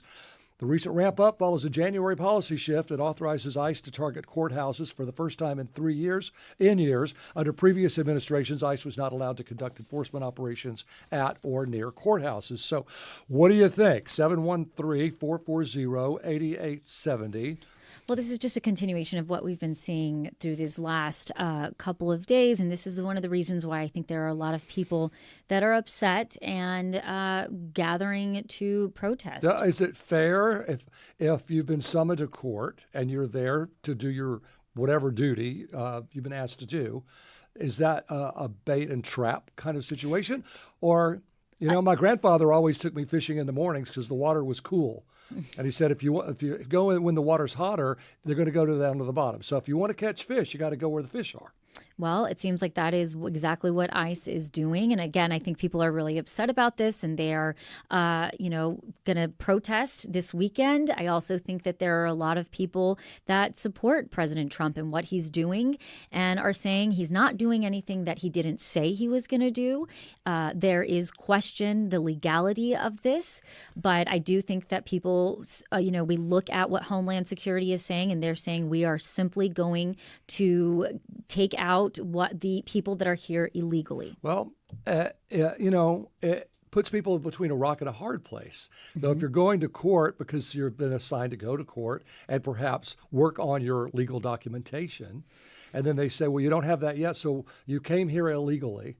You don't have your documentation yet, so you're going back and you got to come in legally. Well, you're trying to do the right thing.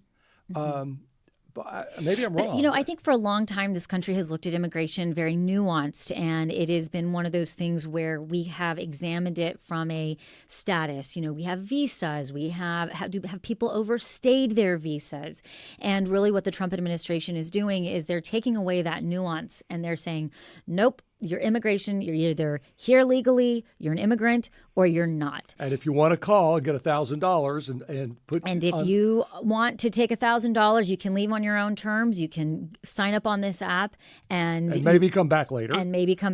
But I think it is one of those things where the Trump administration is taking a very black and white approach. People are upset about it, and there are some people that are saying this is what needs to happen. Well, and this is one of the reasons for the protest. Yes. To that end, we have Kelly on the phone from Bryan. Kelly, what's your thought on the protests? Hi. I'm okay if you like them. If you don't like them, if you vote, everybody should absolutely vote. And I'm okay with the protest, especially if it remains peaceful. The issue that I have is when Brittany said they were bringing tents. Okay, well, when you bring a tent, you plan on staying. Well, there are tents. No longer a march.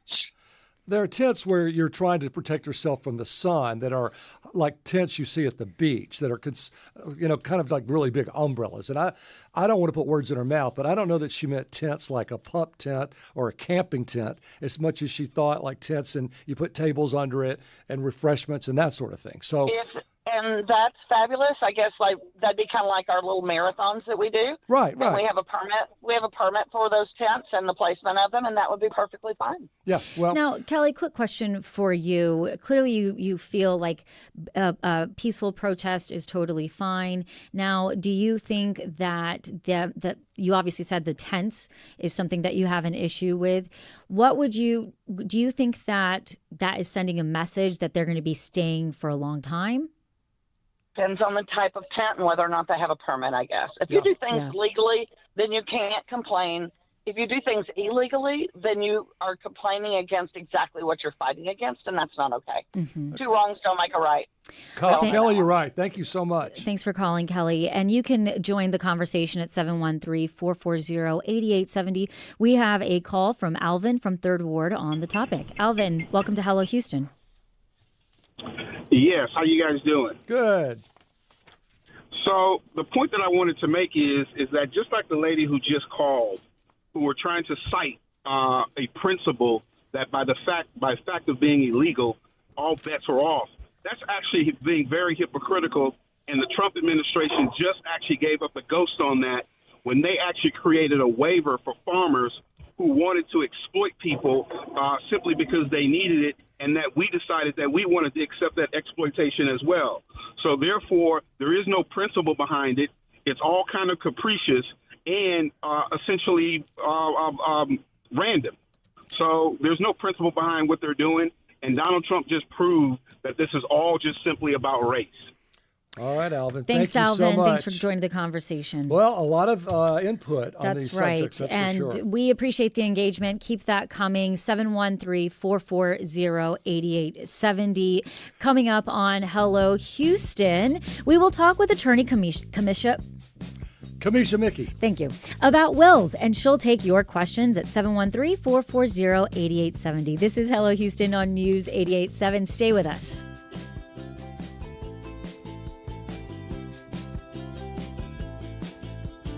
Hello, I'm Nikki Beattie. Join me for this week's Arts Hour from the BBC.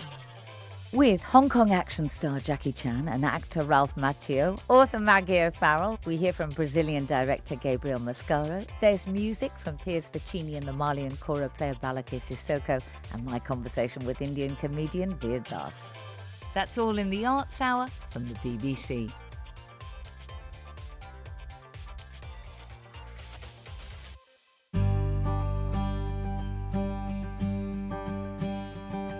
A strong Houston public media is an essential source for an informed, engaged, and connected community.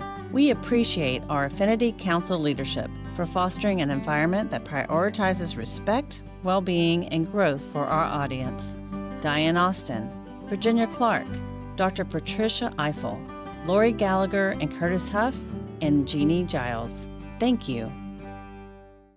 Next time on The Pulse, as a lawyer, James Kimmel loved getting revenge for his clients. It's all about punishing. It's societal revenge. But eventually, he realized this desire was making him sick and unbearable to be around. I think I had decided I'll stake my entire life on winning of this silly conflict. We'll explore why we seek revenge. Houston Public Media brings to you PBS World. Experience the personal connection behind the headlines with programming devoted to telling stories that humanize complex issues. PBS World on TV 8.6 and online at houstonpublicmedia.org. Support for Houston Public Media comes from Gulf Coast Blood. The need for blood is constant. Giving on an ongoing basis helps ensure blood is always available for patients in local hospitals. Info on locations to donate blood is at giveblood.org. And now back to Hello Houston. To comment on any of today's topics, call 713-440-8870 or email us at talk@hellohouston.org. Now back to Ernie Manous, Celeste Diaz-Sherman, and Frank Billingsley. All right, we're back, and you're going to want to get in on this conversation. Totally. 713-440-8870, free legal advice. You know, it's never too early to start thinking about your will. So has the idea that you should write a will actually crossed your mind, but you don't even know where to start? Well, we have the person for you. Joining us now is attorney Kamisha Mickey, the founding member of Mickey Law Group. Hello, Houston. Kamisha, how are you? I am fabulous. How are you, Frank? I'm good. So let's get started. Yes. What is the difference between a will and estate planning? A will, people think of on more simple terms.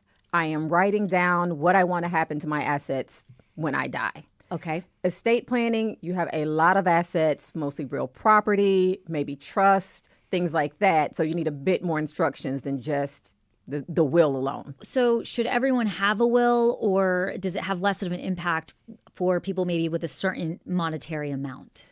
Everybody should have a will. And what should the will have in it? Yeah. If you don't really have, if you feel like you don't have any money, why do you need a will and what should it say? And I think that's a really big misconception. Yeah. So many people think, oh, that's for rich people or other people, not me. But really, why should people have a will? And, You need a and will- like Frank said, what should be in it? Because number one, sometimes you have assets you've potentially forgotten about. The things that you do have, your personal property, where's that going to go? Who's going to get that? And also, if you inherit something, now where's that going to go? Because there are various rules as according to like, okay, what if we're in an accident together? Like it's either me or my parents or me and my siblings. And now based on the intestate rules, if you don't have a will, who's going to get what? And intestate means you don't have a will. Don't have a will. You just, you know. That's That's right. never good. We're speaking with Kamisha Mickey, an attorney and founding member of the Mickey Law Group. You can join the conversations with questions for Kamisha at 713-440-8870. We have a call from Gary from Waller. Gary, welcome to Hello Houston. What is your question for Kamisha? Well, I have a last will and testament and a power of attorney that were set up by my sister-in-law, my last living relative after my wife passed away, but she lives in Florida. And these documents require witnesses and a notary.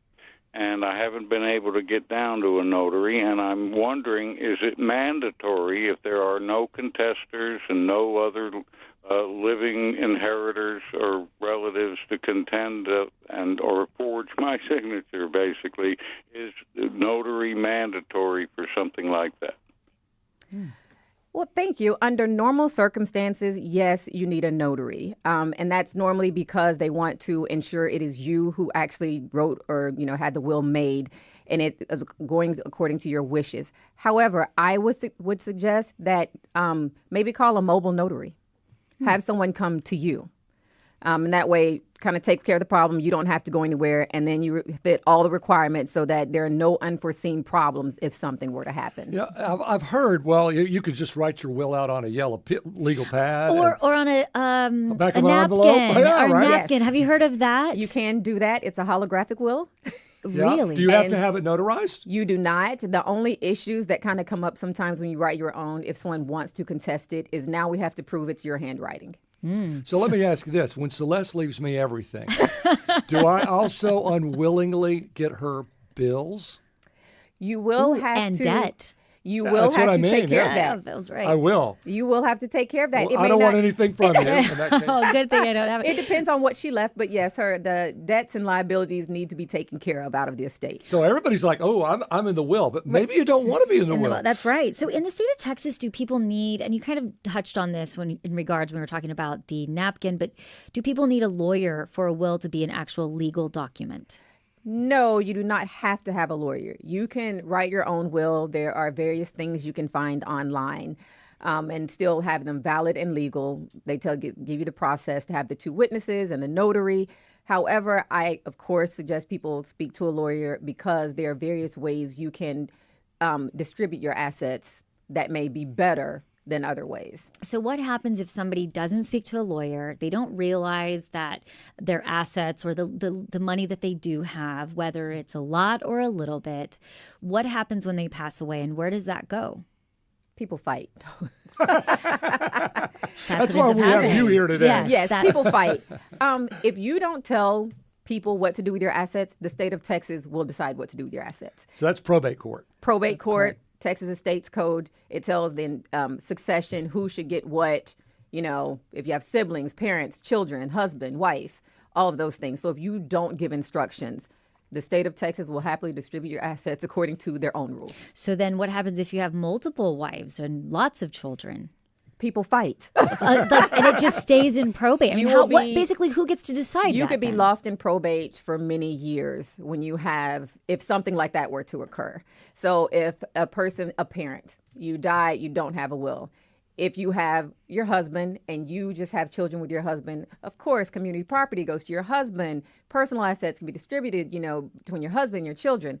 However, if you have a husband plus an ex-husband and your ex-husband, you have children with him, and then you have children with your new husband, That's a whole other can of worms. Yeah, Yikes. sure it is. But what happens when a family member is the executor? So parents, they have a will. They say, okay, we've spoken to a lawyer. Now I'm going to make this person the executor of my will. And let's say they're estranged from the family. So they're estranged from their siblings. The parents pass away. Can they get around from having to inherit those family members? If you're an executor, that means there's a will in existence, and you've been named the person to take care of distributing the assets from the estate. Mm-hmm. You will have to distribute things according to what it says in the will.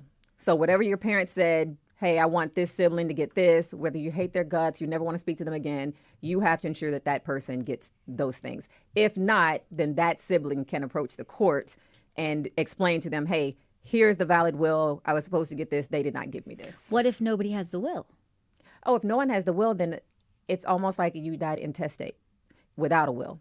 And then the state of Texas is going to tell you how to distribute your assets. So from a legal standpoint, if parents make a will, should all siblings that are going to inherit from that family get the will? Get a copy? Get a copy of the will. They can, but you can leave a copy with your attorney. You can leave a copy with a friend. Just anyone you want to have a copy can have a copy. I don't suggest leaving tons of copies because then when you make changes, if you forget to tell someone. So let me ask you this. So, okay, I make my will today, and Kevin and I make our will, all right? And I go to an attorney up in Brenham, and I say, you know what? I want to make a different will.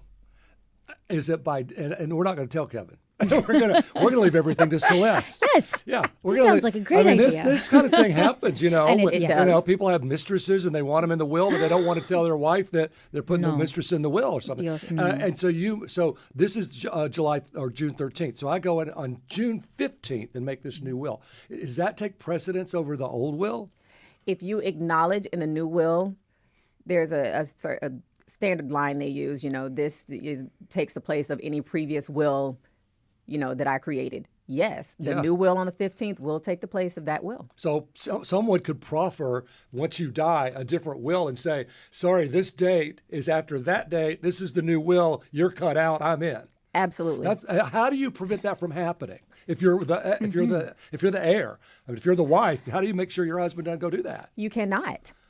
That's why you need a good lawyer. That's why you need a good lawyer. You cannot prevent. No one has to leave you anything. Parents do not have to leave. In the state of Texas, parents do not have to will their children anything. As a wife or a husband, you get half of community property.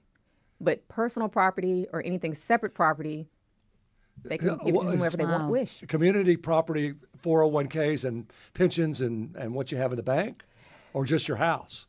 Your house, anything that accumulated during the marriage. Okay. Including money.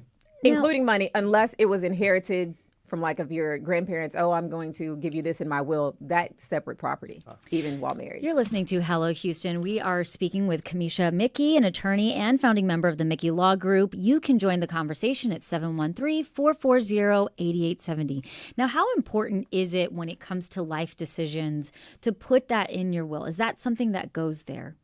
No, there are different documents that you can include.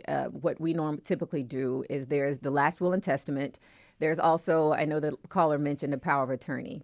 We have a medical power of attorney and a durable power of attorney. The durable power of attorney is for making decisions for property, you know, financial decisions, things of that nature. A medical power of attorney is if I am incapacitated, this person should make decisions for me. And what if I said, if I'm incapacitated, Kevin should make that, and we both become incapacitated? Should you have a backup or how? Yes, in those documents you are allowed to put, you know, this is the first choice, second, third, fourth. Okay. So we do about 3 or 4 for instance like that, just in case. Yeah.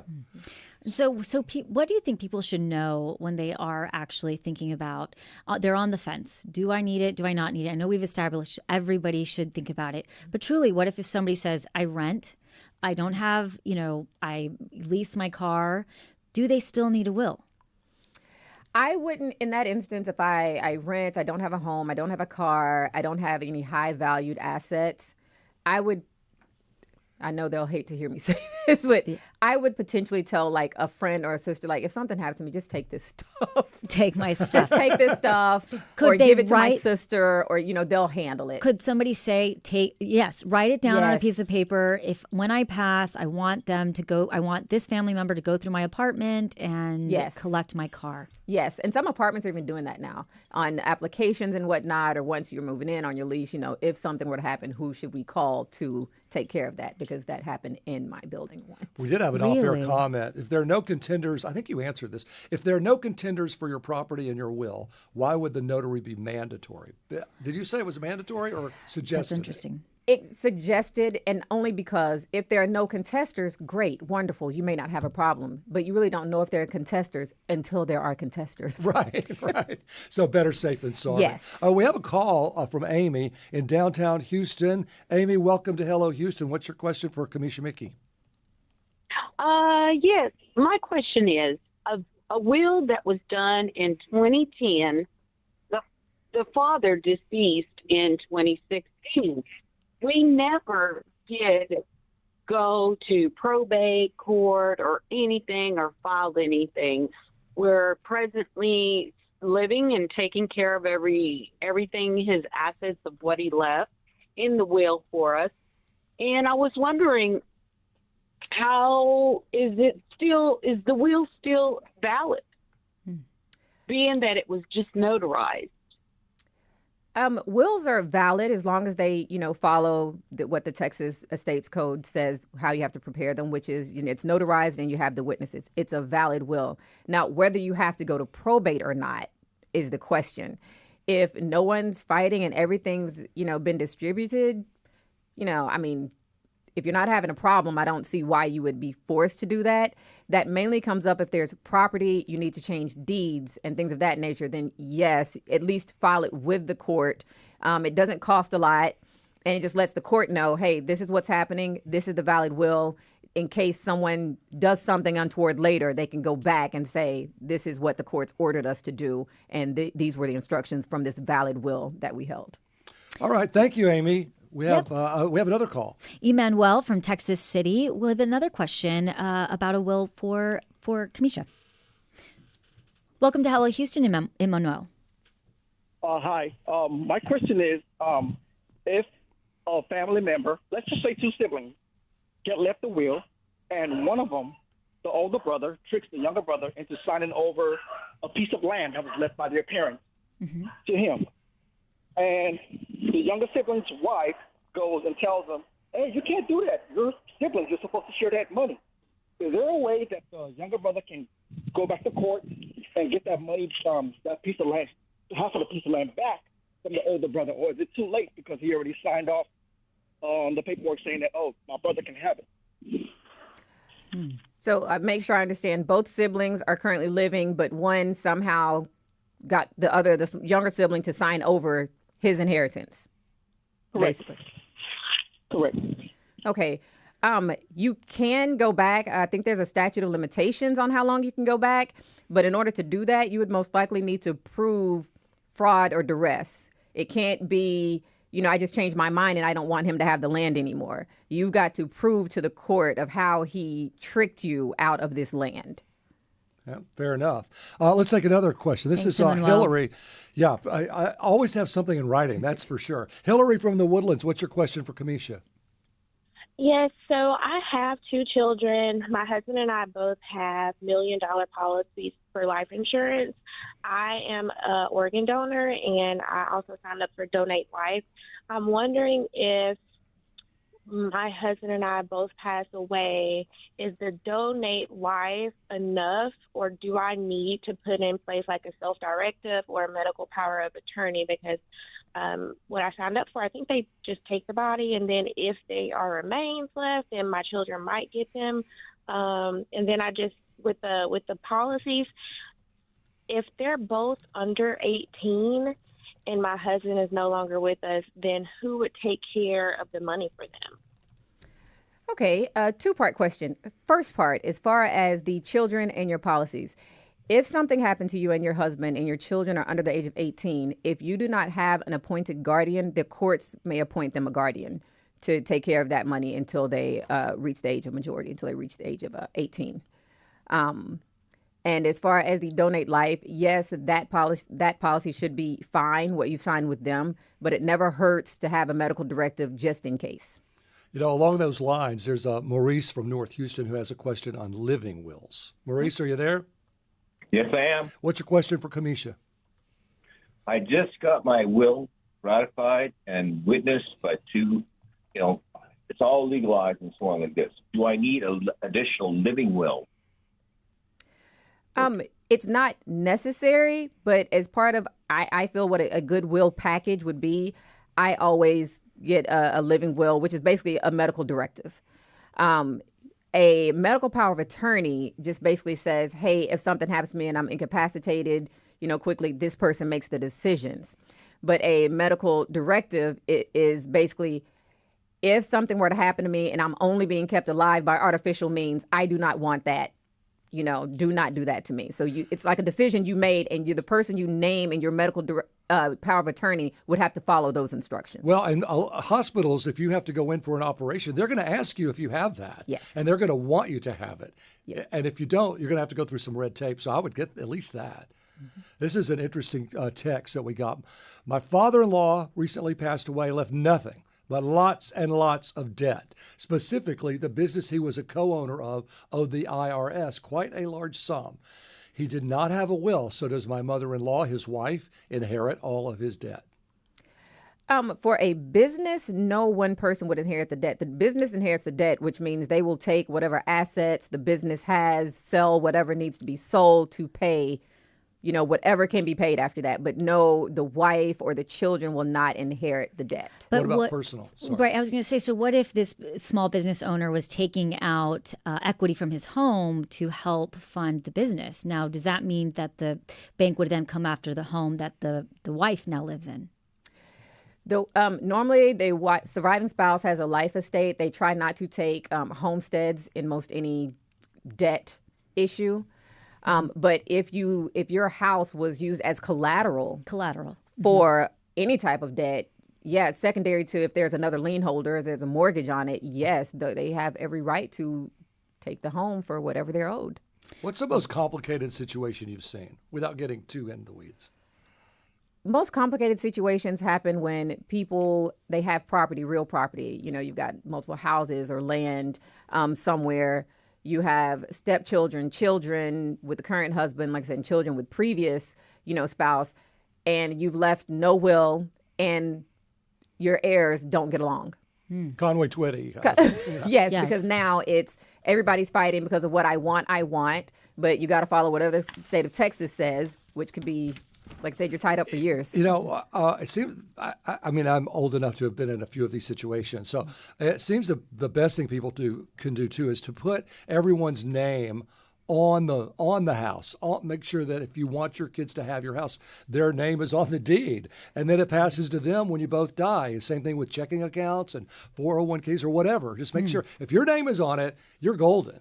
Yes, for 401ks, insurance policies, things, and bank accounts, things of that nature, they have their own documents already in place. You already named like a bank account with a right of person who has the right of survivorship. So it's the two names are on the account. If one survives the other gets all the things. You're listening to Hello Houston. We're speaking with Kamisha Mickey, an attorney and founding member of Mickey Law Group. You can join the conversation at 713-440-8870. We did get a YouTube comment that says, approximately how much should I expect to pay for a will to be done professionally? Not what you would charge, because we don't want to say that, but give us a range. In general, about how much does that depending cost? on how many documents you want, if you just want the will alone, but or you have the will, the medical directive, medical power of attorney, all those things. So you can find anywhere that would be from, as low as some online services like $500 up to, a few $1,000s. Mm-hmm. And a lot of times it is dependent on what are your assets. If we're not having to make a lot of preparation and plans for assets, like how are we going to transfer this property when you die? Who are we going to give this to? Then it's a relatively, somewhat simple matter. The simpler, the cheaper. Direct. Yes. Andrew says, what if your siblings are in Texas, but your parents live in a different state? They can do the will according to the laws of their state, but they can name the children here for whatever they want to give them. Got another call from Peter from here in Houston. Peter, what's your question for Kamisha? Yes, hi. So I have a scenario where my parents just own one house and they only have a 401k. So I wanted to know, would they need a living will or trust, or is there something that's more simple than that? And that's all the assets that they have. Well, for the, say, 401k? 401k. Yeah. For the 401k, they're going to name a beneficiary through the 401k. And whoever they name, that's who they will give that money to. That will does not control the 401ks, life insurance policies, and things of that nature when they already have a beneficiary named. As far as the home, if it's their homestead, it's their only home, whether it's paid off or not, I would try to make plans or preparations, get a will, and take care of that, because there are different ways you can transfer, like I said, real property, which is a home, land, or what have you. You have a transfer on death deed, which means, we drafted this deed, it's to be filed, and they take care of it after it's after the person dies, or in a couple of other ways. So definitely try to take care of the real property. And we did get another YouTube question that says, can you file a copy of your will with the county? You can. Do you recommend it? It's not necessary, but if you think something may happen, then I would recommend it. I will say this, and we got to wrap up here. I don't think we've had as many calls from one person. So thank you for being here. When I finally did my will, it was in the year 2000. So I was 40 before I ever got to it. Because it's like, well, I'm not going to die. That's what people think. Of course, he's very young, Frank. This means I'm going to die. But you know what? After I did it, I felt so cathartic. Like if something does happen, the people I love are taken care of. Thank you, Frank. Yeah, sure, Celeste. And then I redid my will with Kamisha. So you're out of it. There you go. I'm out of it. Kamisha Mickey is an attorney. I do think we have one more call. Another real call quick. we're going to take? Do we have another call on the line waiting for Kamisha? Okay, let's see. Yeah, Gayatri from the Energy Corridor. Yes. Gayatri, what's your question? Yes. We both are alive, and we have executed a will, survivorship document, and COD, in addition to living will and so forth. Would that be adequate? It sounds like it should. I think you have all the documents. I would leave them, leave a copy of them with someone that you trust, and make it known that you have a will, because a lot of times that's, people try to pretend, oh, I didn't know they had a will, or they don't have one. So make sure people know that you have this. And the big misconception in life is the reading of the will. Yes. People don't read. I mean, this is not Agatha Christie. You have a will. There's no big reading of the will. And I would say, tell people what your plan is before you die, so that there won't be as much fighting. Yes. And people already know. Yes. If you have the guts. That helps. Kamisha Mickey is an attorney and the founding member of Mickey Law Group. Kamisha, thank you so much for being here. Thank you so much for having me. Thank you. After the break, we'll talk about our last minute plans. Write a will. Stay with us and write your will. Get on it.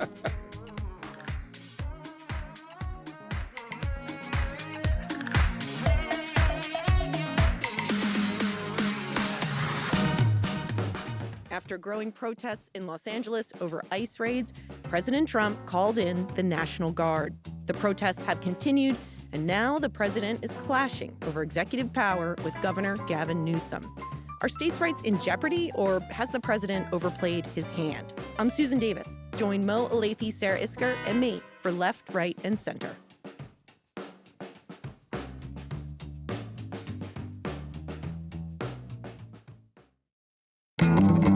I'm Christopher Kimball from Milk Street Radio. This week we chat with Dr. Jessica Harris about her seminal book, High on the Hog. She offers a complex history of African American cuisine, from the escape of George Washington's enslaved master chef to the black cowboys who brought African American cooking west. And we also share the secret to making Turkish kebabs on your backyard grill. Coming up this week on Milk Street Radio from PRX. Sunday afternoon at 1 on News 88.7. Hi, this is Matt Harrop. There's been a lot of news to cover in Houston over the last few months. Keep listening to Houston Public Media for the latest, and if you've got a car, truck, boat, or RV you don't need anymore, donate it to the station. It could be worth hundreds of dollars in support. The donation process is easy for you, and we'll pick up your vehicle in any condition. Here's how to get started. Go to houstonpublicmedia.org/cars to learn more. Thank you. Support for Houston Public Media comes from attorney mediator Ron Bankston, providing in-person, video conferencing, and hybrid mediation and arbitration services. More information is available at ronbankston.com. Support comes from UT Austin's McCombs School of Business, offering the Weekend MBA at Houston. Classes held in person on alternating weekends. Group chat with admissions June 18th. Registration available at texasmba.com. Make it here.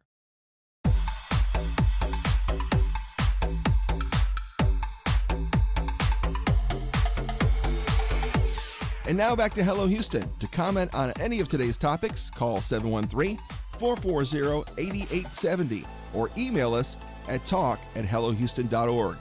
Now back to Ernie Manous, Celeste Diaz-Sherman, and Frank Billingsley.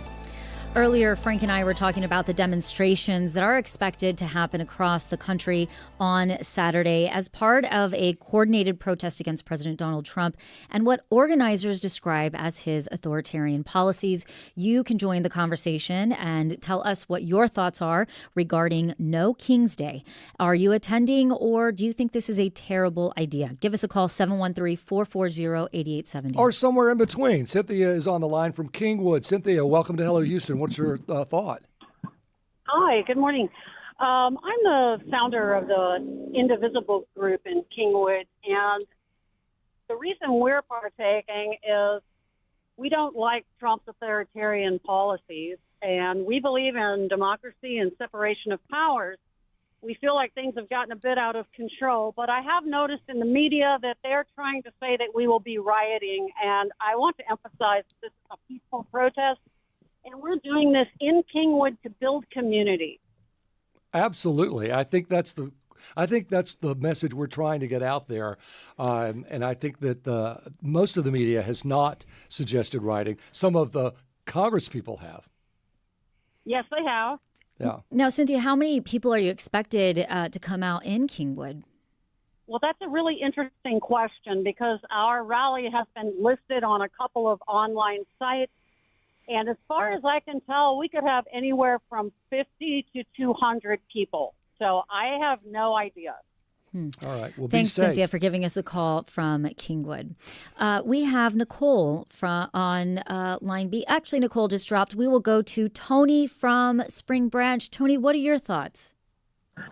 Yeah. Well, people are in the streets because the Trump administration is profiling the Latino community, harassing workers, separating families. So there's a march tonight in front of the detention center, and I'll be at the No Kings event Saturday, and I'll be marching along with a lot of other people you don't expect to typically march, because this is not just against a community that can't defend itself, but it is about who can defend the Constitution and if someone can be a king in this country, which they can. It's interesting that you bring up the Constitution. I think that a lot of Republicans voted for President Trump because they felt that he would uphold the Constitution. Do you feel like that is the case here? No, I think that's the real issue. Folks might be citizens, but here's a quick example. At the end of the day, Barack Obama was competent enough and smart enough to catch El Chapo, who was a cartel leader. He didn't have to invoke the Aliens Act to compromise every American's rights in some way, shape, or form. That's really what's at stake at every single level of what this administration's doing. And this is just one example. Well, Tony, I agree with you. I think that a peaceful protest is the best way to send a message. That sends the message. And we're going to move on to Dorothy from Pearland. Dorothy, what's on your mind? Well, I just wanted to say that I personally am hoping to go to the march tomorrow. I'm 79, so my legs are a little weak. I was part of the May demonstration, so I'm not simply, I've been part of this for a long time. I think it's important to be aware of the fact that democracy has been evolving since 1776. It's not been static. And I think it's good to be looking at change. I personally am not very happy at the way that change is taking place in 2025. I think we're completely out of focus. And I think it's very important to remember that we, the people in this country, are the people that have the power. But it's only effective if we remember that and stand up and exercise our abilities. And that means, making people aware that we're not happy with the way things are going. Yep. And that's why I think it's important to go. You got to speak up and you got to show up. Absolutely. Thanks for calling, Dorothy. Be safe. Be And I hope safe. your legs feel good. All right, we're about wrapped up. Anything you want to end this with? Yeah, before we head into the weekend, I would like to send a happy Father's Day to my dad. I love you, Dad. I would not be the person that I am today without you in my life. And I'd also like to wish my husband a happy Father's Day. You are an incredible example to our kids. Did you know it's National Weed Your Garden Day? Gardening. I know, it's all about I you. love Except it. that it's National Golf Cart Day. That's all about But me. you. I'm on my way to Galveston. Frank, what do you have scheduled this weekend? Art walk tomorrow in Galveston. Lots going on in Excellent. Galveston. And happy Father's Day to you and Kevin. Thank you very much. We love our Morgan, that's for sure. That's for sure. And that brings us to the end of the week on Hello Houston. Thank you so much for engaging with Frank and I today. You guys are fabulous. Stay safe. Be safe out there. We'll be back on Monday with more conversations. This is News 88.7. Thanks for listening to Hello Houston. Join us every Monday through Friday from 11 a.m. to 1 p.m. to talk all things Houston. The Hello Houston production team includes Garrett Bowman, William Menjivar, Jen Altide, Todd Holslander, and Jim Kovacic. For the latest in local news, subscribe to the Hello Houston daily newsletter at houstonpublicmedia.org. Hello Houston is a production of Houston Public Media. The opinions expressed by the guests of this program are solely their own and do not represent the views of management, staff, or underwriters of Houston Public Media. This is News 88.7.